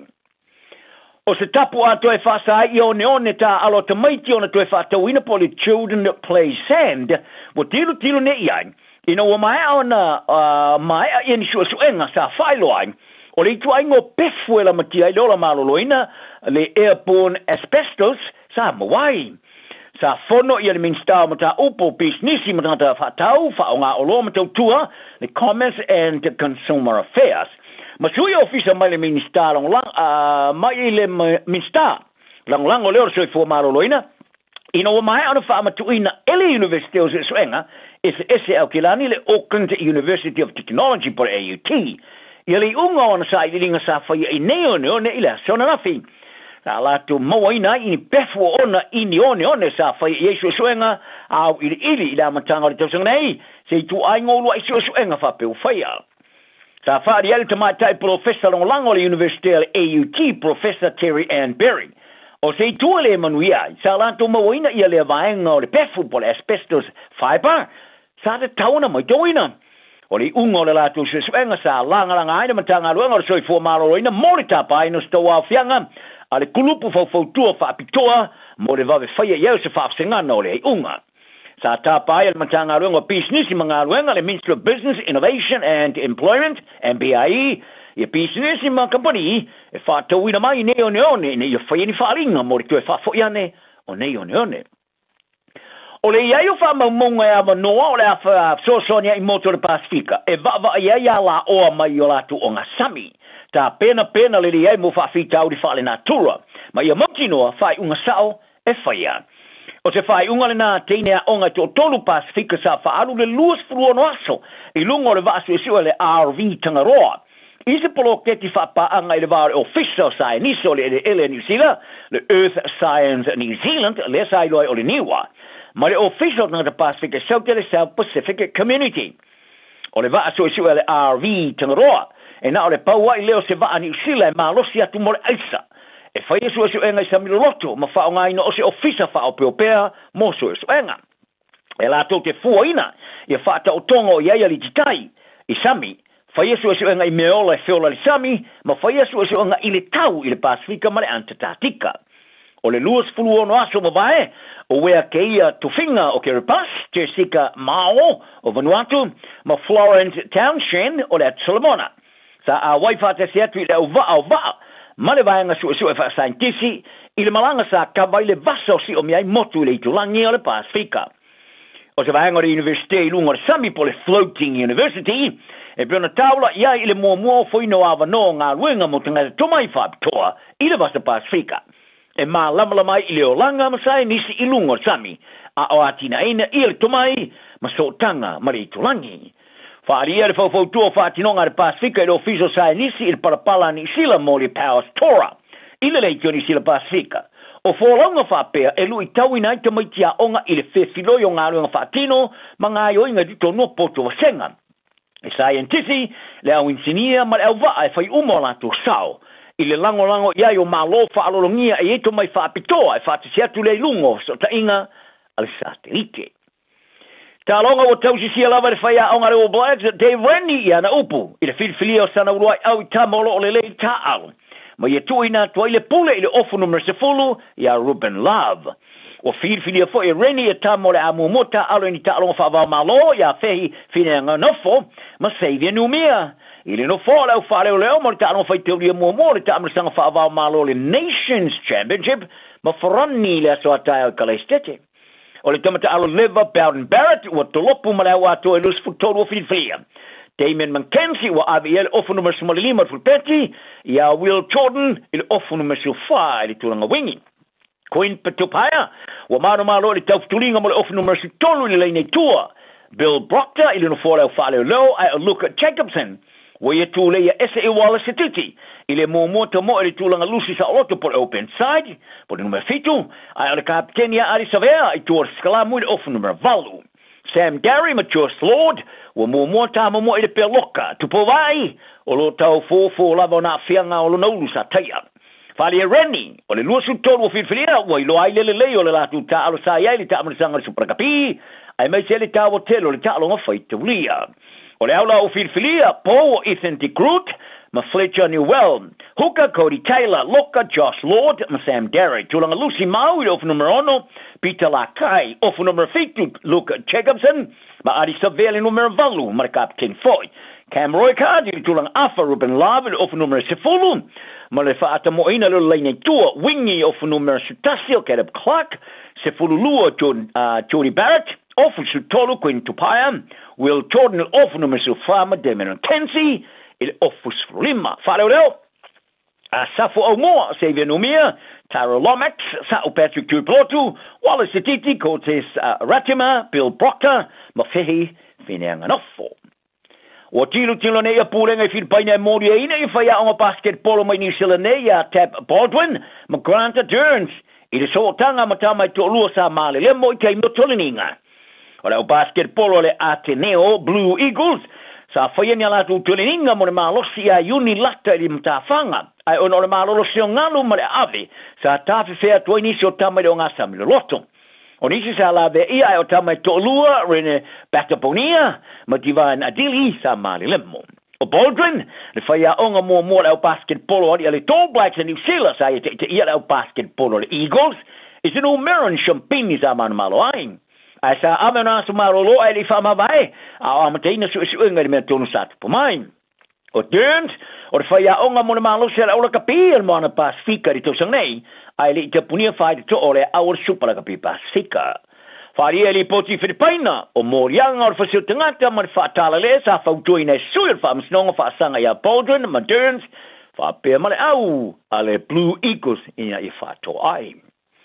Ina mai ai o fai to masino ngungu wa yo nela vai na sa fa ilalo ya le neti polo ni sila matei ta alo ta amrsanga o ANC Premiership e talano ina le lumana ai ta amrsanga fa lo te fale ai o feiro inga wa o mio fa to tali ai le ai lava ni tali sa tali ina sa ai lo ele le toni silo skulu poteni ta alo sa fono maritino e pule le neti polo mo ste mo e polo sululu ai to ana ya so talo no mai ali ta amrsanga fa lo te fale ina wa mai ana ta sa ina le socio tanga ta alo ni te polo ni sila I so la tu no fo I le lau mo fai o le tamai tai te alo lau te polo le Silver Ferns a New Zealand Reweru Miller Reweru Buchanan sa ave makulupo teni ta alo sa fai masuyo au umai ono o le ta amrsanga ANC Premiership sa I fali ai o se fono tanga mo leva o le ta mo na fai tala na le aso ia I file mo le loto ma ia maru ia lo aso. Ua na o le Radio Samoa se furulima iwa toru a mo e tautuaina o e ilangu ngana fitu aso le vai aso. Oso. Son, fe o kausinga iau makari ila manga iau lau ka vali fou. La voi a un show so. Bye. O le Enterprise Motor Group man ka. Wa uso ia kai awangi. Lei yang whakamoe dau whainga duenga. Ai o akure a fia o show lau ka mai lunga lau ala. Pa o koenga ka vale. Piki apu SUV, van. So koenga ka vale ha. O feet for cover. O le lima ongo fiku Great South Road man kau. Pe vile le over se lau lima o dua korfa. Enterprise Motor Group Manukau. Sa ili, fili, ma ave loa lau ta vale. O fe te lua oi ai. Mateo e ave le sue ngā tau fale a mā aroha. Wa umana whai lau siaki. Le ai, o le male nei, e la I titi tele. E le au toi wha pēnā mā, wa pa u I lalo le tausanga I le 5 o oi le nā, ma oi fo I pā. O le tausanga a mata mo le suisuenga o le kānesa, o le tau fale o leo ua 5 E 5 pe 5 loa o tausanga, ona la fo ato loa lea o mea whai fua hai lau suisuenga. E tai lua tausanga ma whai, se I atoa lau fito 5 tausanga. Wha mole, whai moi mātou. O le a lafo mai I le meli. O mo mia ni ngaluenga whai I lau fali. O le living space o lau company if so soani I le whale leo maota malawa. Amana o mia se papui pui, carport, canopy, be wha lau heat pump, whaisau deck, whaka peta lau whale, whaapsota I mai I le living space. Whaia 4 quotes, mau le sosoani I le finance, e le aise deposit. Vili mai loa le living space, I le o valu se lau, 5 whaono, wha valu wha, o valu se lau, 5 whaono, wha valu wha. E whaingo whielo o langa, pe a le leilau wha aperitania. What's tala ina nei ava noa e teles talai I le Dynaspeak. Moa o onga whaperitania. A onga fua e o nofo mau i New Zealand, pesi ti seni New Zealand foi. O le a amata liava se ngai le aso lua fitu o Iulai. A whai e te au mau i Hamilton, Palmerston North, Lower Hutt, whaapea Wellington. E tala whea ngai le Dinah Speak, e wsosoani mo oi. Wili mai loa le oiva, lua lima lima, ono fitu whaatasi, lua lima lima, ono fitu whaatasi. Betana i ane i le upenga te whailangi. Info Dinah Speak at twoa.ac.nz. Ta lofa lava, o le siu fofonga le nei o Samoa, le Radio Samoa.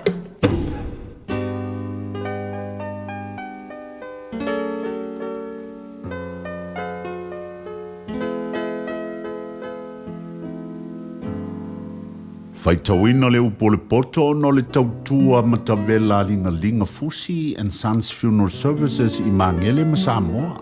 I taimi o mawhatianga ma whaanoanoanga ona o le maliu. Mana tua linga Fusi and Sons malana au nanga o le a whaamama avenga atu mo oe ma le ainga. Wala au i le telefoni lua fitu lima tolu o fitu.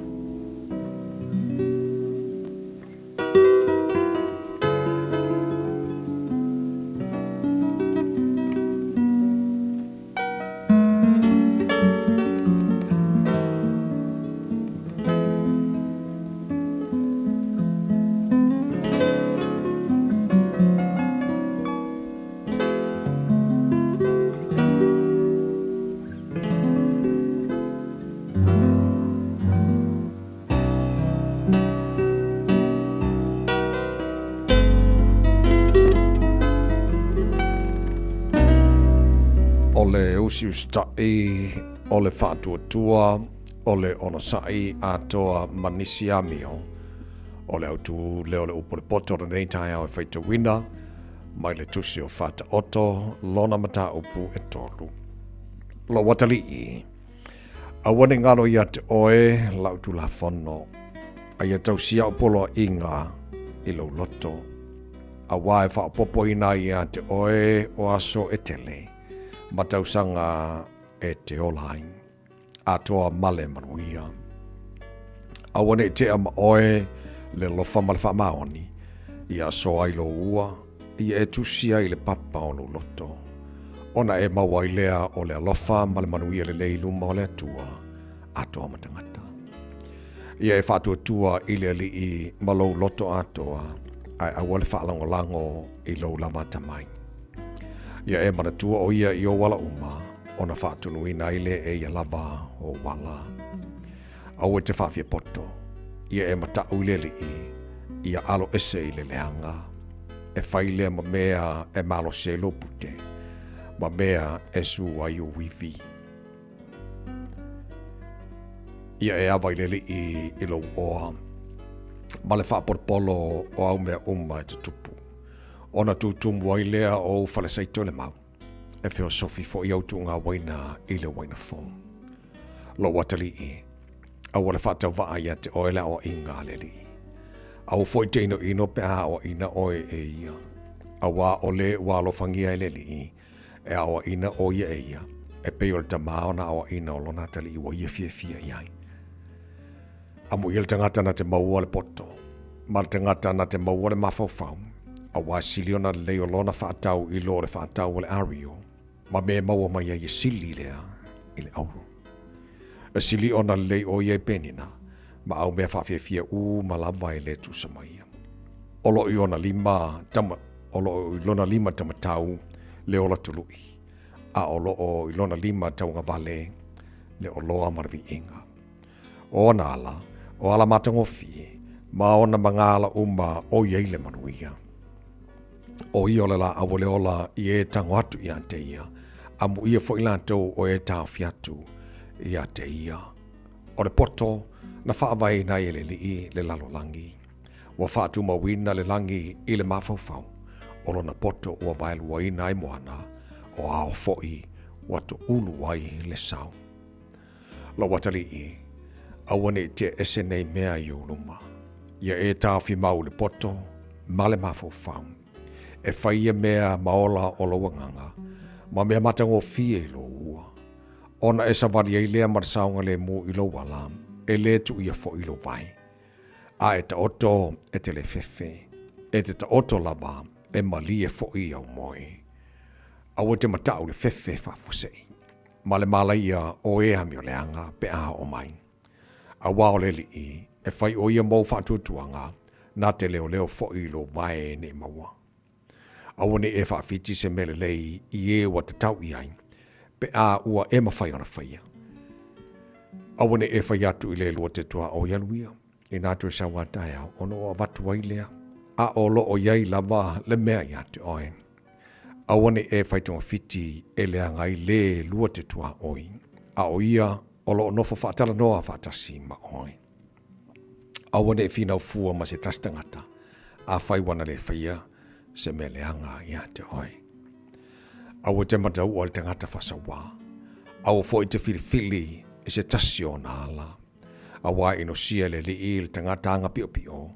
Ai whi whaua o ia mai o sawa lato wa mio. O le whetu o le li i o le fale o le a mio leanga. Au a whamanuia e ele mea no fuai. E a mio tonu. O e ta wemu fo i lato e ia. Ai foa i mai e iere lofa tu noa i e anga malu. O e pupoto e whai mō lātu tofi le vi inga, a o e vale lea e whai mō lātu to mai. Le mā. Ua awi na atu le upu o le poto i le nei aso o no le langolango mai a linga Fusi and Sons Funeral Services. Ua mawhai o na tu whātasia o au nanga tāla whea ngai i ni tautau ngō fia tele. E fso soni atu ai, a o whea ngai oe ma le popole ma le wheme mea. E mori whātasia atu ai ma wha mai senga, ma wha mawhana whananga mai a linga Fusi and Sons mo a inga uma o Samoa ua whea le maliu ma le oti. Malau mai loa i a linga Philip Fusi linga, to ia whaapō linga, to ngia si ulavea pe susu mai i le luas fulvalu Canning Crescent i Mangele.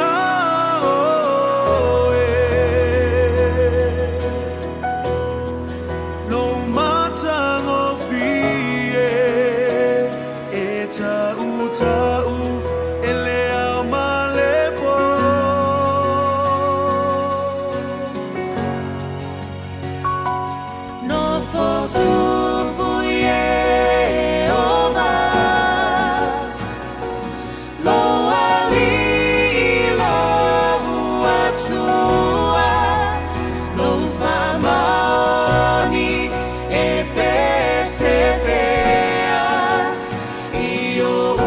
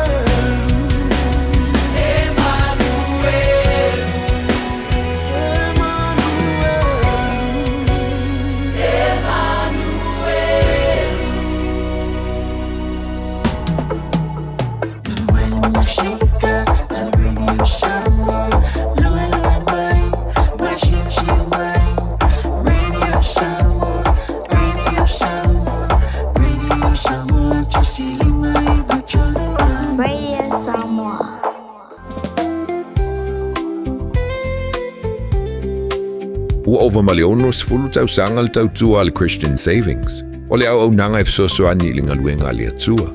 E ala i le langolangoina o le fausi o wha le tapuai, o mautau whaafeangaiga, whaapea le whaatau, toe whaafou o mautau o le galuega.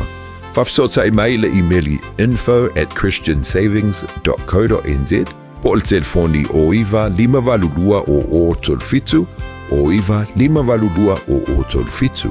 Tātou ngā lulua whātasi e whaalautele le malo o le atua, e iaia inga whapitoa. Hey, where you two off to? We're going to go drop off Nanny Aroha's bus screening test. Have you done yours? No, this Nena is too young.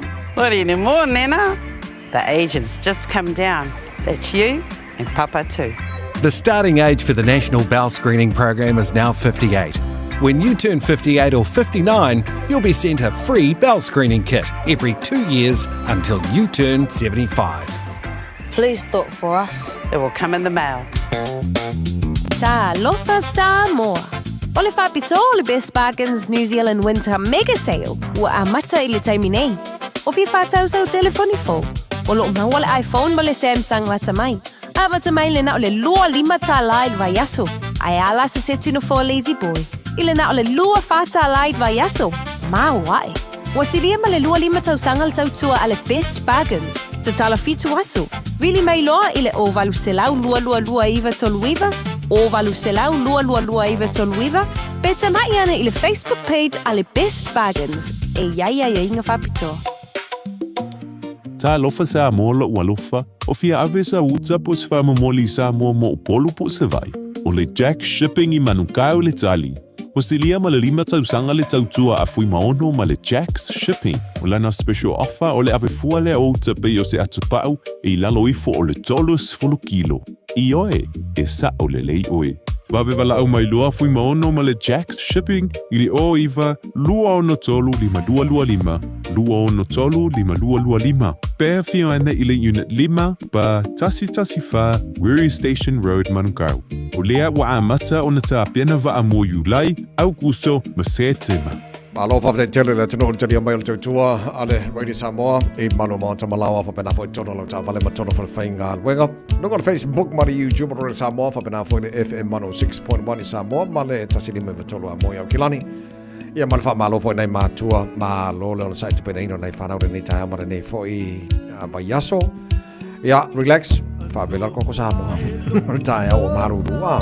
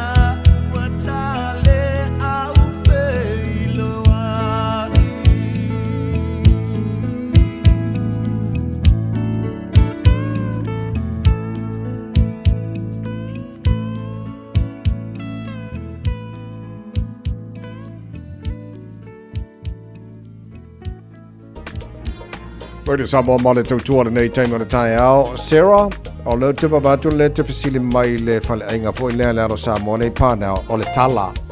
Ti a la a o le ngonga o le fale ainga. So a Henry o le semo.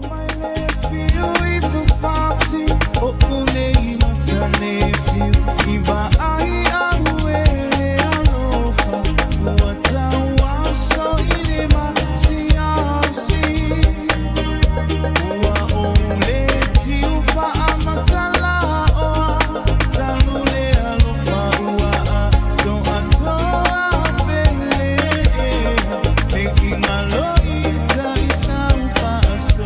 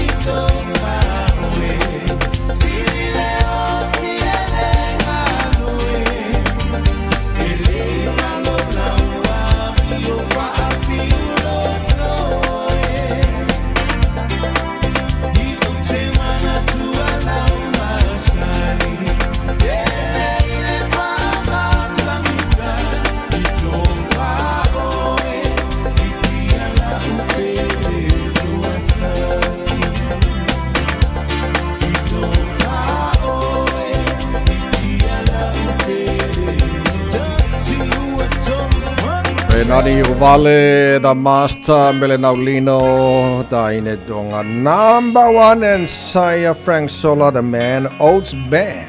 Favi Fiang all the tie Saya Wang the local we have Favi Fiang on the weekend. Fatalo for Songa Vimora Kusola Fatalo for my old Raymond Small Country Canada. Malosi Walk.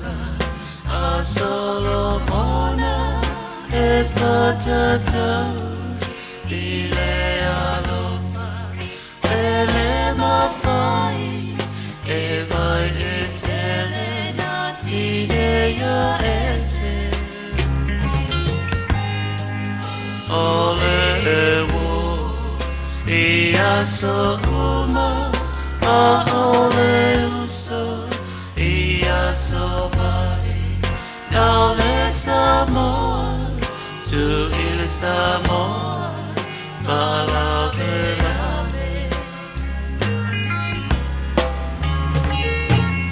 I follow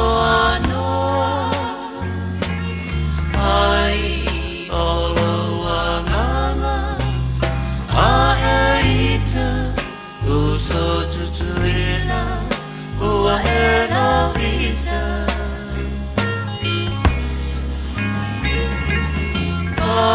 mai osamo isisipo emativa ai naloya oe lava mai falo maina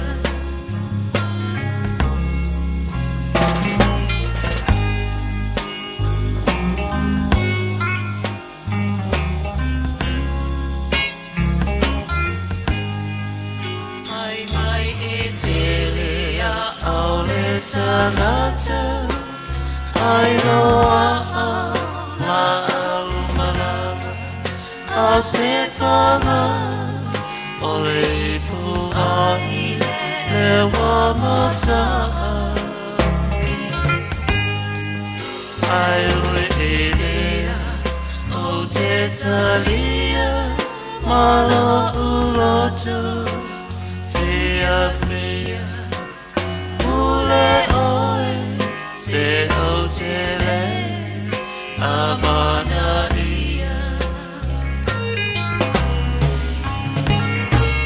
ai fa ano ai olo agala aita uso tutuila ua ela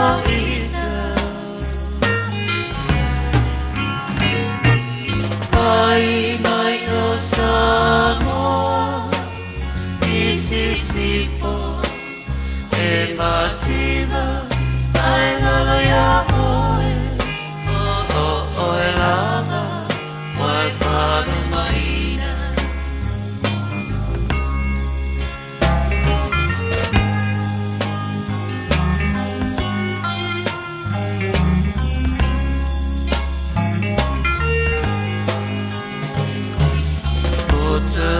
So Samoa, say tell to another, see a taino, kawai mata, e a felele, e mai moa, e malo si mai le atua, all the time a poto, e fua.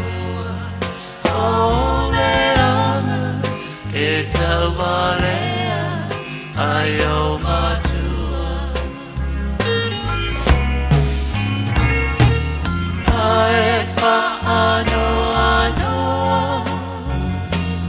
Ai olo wangana Aeita uso tutuila Ua ela vita Ai mai osamo isisipo emativa ai naloya oe lava mai falo maina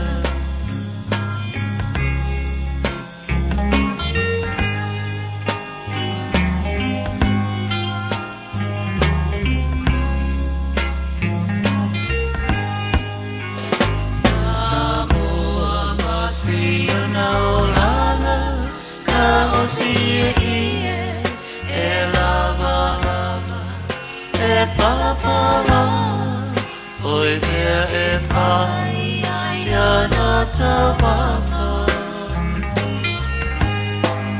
le ai le mea ai tu apa e susure tira si ana tama tolu masina papagaloa ile mama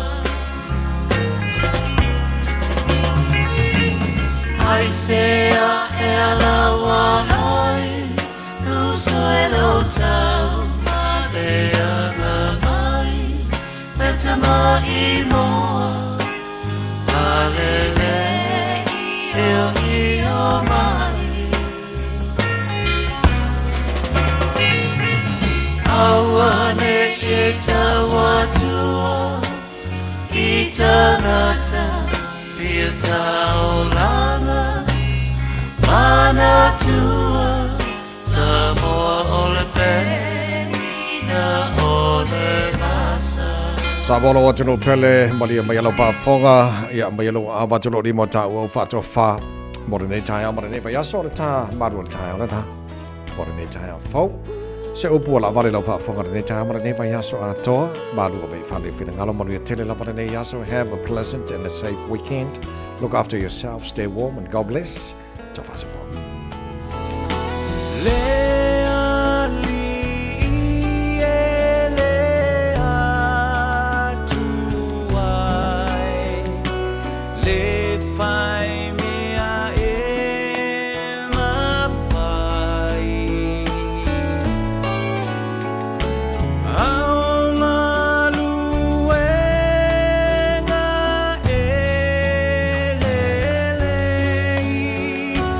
Ma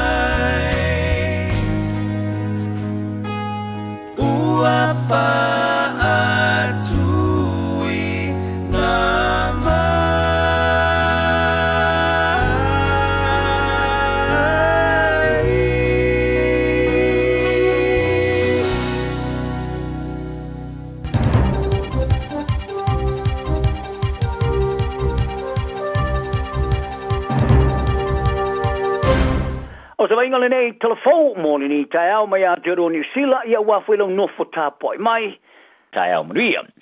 O le lisa ia ave inna malona i loa ia le taavale le port putonga tu pulang televou sa faisala tu pati le la tele lusu tu sanga pavae. Ma fasi o te maa te televou te o lua o le a ki e kungei ki poki sa moa. Ile te milava e te tala mai e tua marifale pui pui. O li pine sila e fasu testo sanga.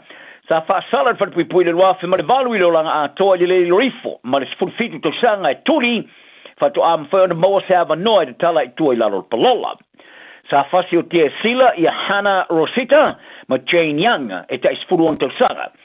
Sa ma fuaini a fianga ngonga i tino listo valu o tu polanga talvon a o ia ave fa sa olan ta avali se pod putonga mo se pati le mangala o le ayo Edgeware i kala estete i la solimo me el wafe ma le fitu. I le taimi ona wha masinonga, sa te ena i wha tonu i alan tua inga wha pēa, sa i whaia lan tūlanga ona o lenga tete e pol fefe, i lona ola. Ina ua mai ona wha o lima nisi to olua ia i teia, se wha o lima i lesi so tanga mateine te lavo e to olua sa whanola. Sa mua tūlai luma whona wha tonu al palola i raf mara fufa, ma to e tūla i ai ilaba aso te luai e te ena lava le tutala i tua. O le wha unga moni nei le whona wha fwoi le palola u wha ma oti ai, o le te milawa i te tala i tua mai whatpui pui, o le a koe ki poki sa o turo i sa moa le mea sa whana wai. O tūni lona whasalanga sa li poti ai le te samale tol se fulu o niana a mionga le tau pule sa whaia au lokaina. Sa whasala ina fo i morianga i lua i whaolima i le luafe se fulu, i le se vevesi sa te pumai le whatpui pui. Ai le i whasi o tia tamai tai televo to lua, sa whasala ina fo i a sila, i le whatu vevesi anga i tamai tai, i le lua afe ma le ono, ma le lua afe ma le valu. Ai o se tala mana ia. O te ngata sa moa i so o se mea li rorangi, o lātou samina ma le mita i le manui o stasi o lātou tama whanau. Le taule le a kuka tūlanga mua Henry Onesemo. I le mai ai ona a vela na whale aina maurua i whale aina sa moa e kuka ime ai sa moa i le rorangi. E manu malo i le pino le fetua le tusi whasinoala a le Michelin Guide New Zealand lua afe ma le rufuono.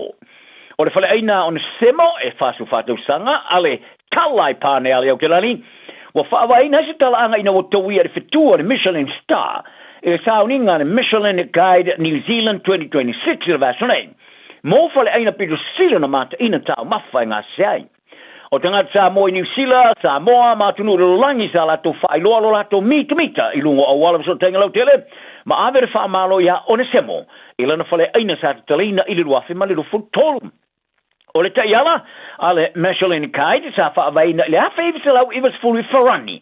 E beona tilo e o se kulimi pito atu, pito sili atu leo kulimi uma. E au siaina i le mata ino tau mawhai kukaina. So o se whale aina ina te maua ina se whatua tasi lua e pole tolu foi, a le Michelin, o tilo e o le wha tumunga pito sili atu le nao whale aina.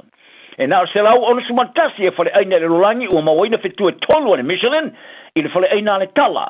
O se whale aina sa mua wa au sia se tūlanga maua e tere i le maua le fitua le Michelin. O alu ilunga o le whata mori tali eino o le taui, sa ula inai o ne semo lana ula fala, ma lana te ngā vai o le fua sa mua sa ia whaangengia. Sa ia whaafite iai le tua mo le whaalolonga, ma ia whailo alo i ei tau mafa wha sa mua. Ai li maua i le nganga o tia ina wolongo iai, o lana whale aina le tala, o se ulai whale aina leo tau mafa sa moa ilirurangi, ua maua ina se awhetu. O ne semo sa whanau i Amerika sa moa, ia, sa moa sifo, ia, sa whanau i Amerika sa moa. Ai sa o lane sa moa o ngai pia, ai le i whaase atu i Hawaii. Ai sa toi te riwa atu i sa moa ma o ina ngā rua ngore kuka. Muri ane malanga mai ne au kilani mangalua i le whale aina ale Meredith, le whale aina le si fo ialo lau loa sa mori kuka i sila nei Michael Meredith. Sa avere whaafteia o Onesemo i le telo te histanga te kuka sa moa mare Pasifika i sila nei Malele Rolangi. O se tapu ato e whasa I one ta alo te maiti ona to e whatauina po le children that play sand, mo tilu ne iai. Ina o mai ona mai in suenga sa whailo ai. O le tu aingo pefu e la matia I lola maloloina, le airborne asbestos sa mawai. Sa fono I le minstau mata upo businessi mata whatau, whaonga olo mata tua, le Commerce and Consumer Affairs. Masui ofisa mai le minsta long lang mai le minsta lang o leo soi fo maloloina ina o mai ana fa matuina ele university o suenga is SL Kilani le Auckland University of Technology por AUT ele unga ona sa ilinga sa fa I neo ne ila sona nafi la tu moina ini pefu ona ini one sa fa yesu suenga au ili ila matanga le tosanga nei se tu ai ngolo ai suenga fa pe faia. Sa whaari ele tamatai Professor Longango le University AUT, Professor Terry Ann Berry. O se tua le manuia, sa lanto mawina ia le vaenga o le pefu po le asbestos fiber, sa te tauna mai toina. O le ungo le lato se suenga sa langa aina matanga luenga o soi fua maroina, mo le tapa aina stoa fianga, a le kulupu fautua whaapitoa, mo le vave whaia iau se whaafsengana o le unga. Sa tapai al matanga luenga business I mga luenga le Ministry of Business, Innovation and Employment, MBIE, I business I mga company, e whatauina mai neo neone, ne I whai ni whalinga, mo ritu e whafoiane, o neo neone.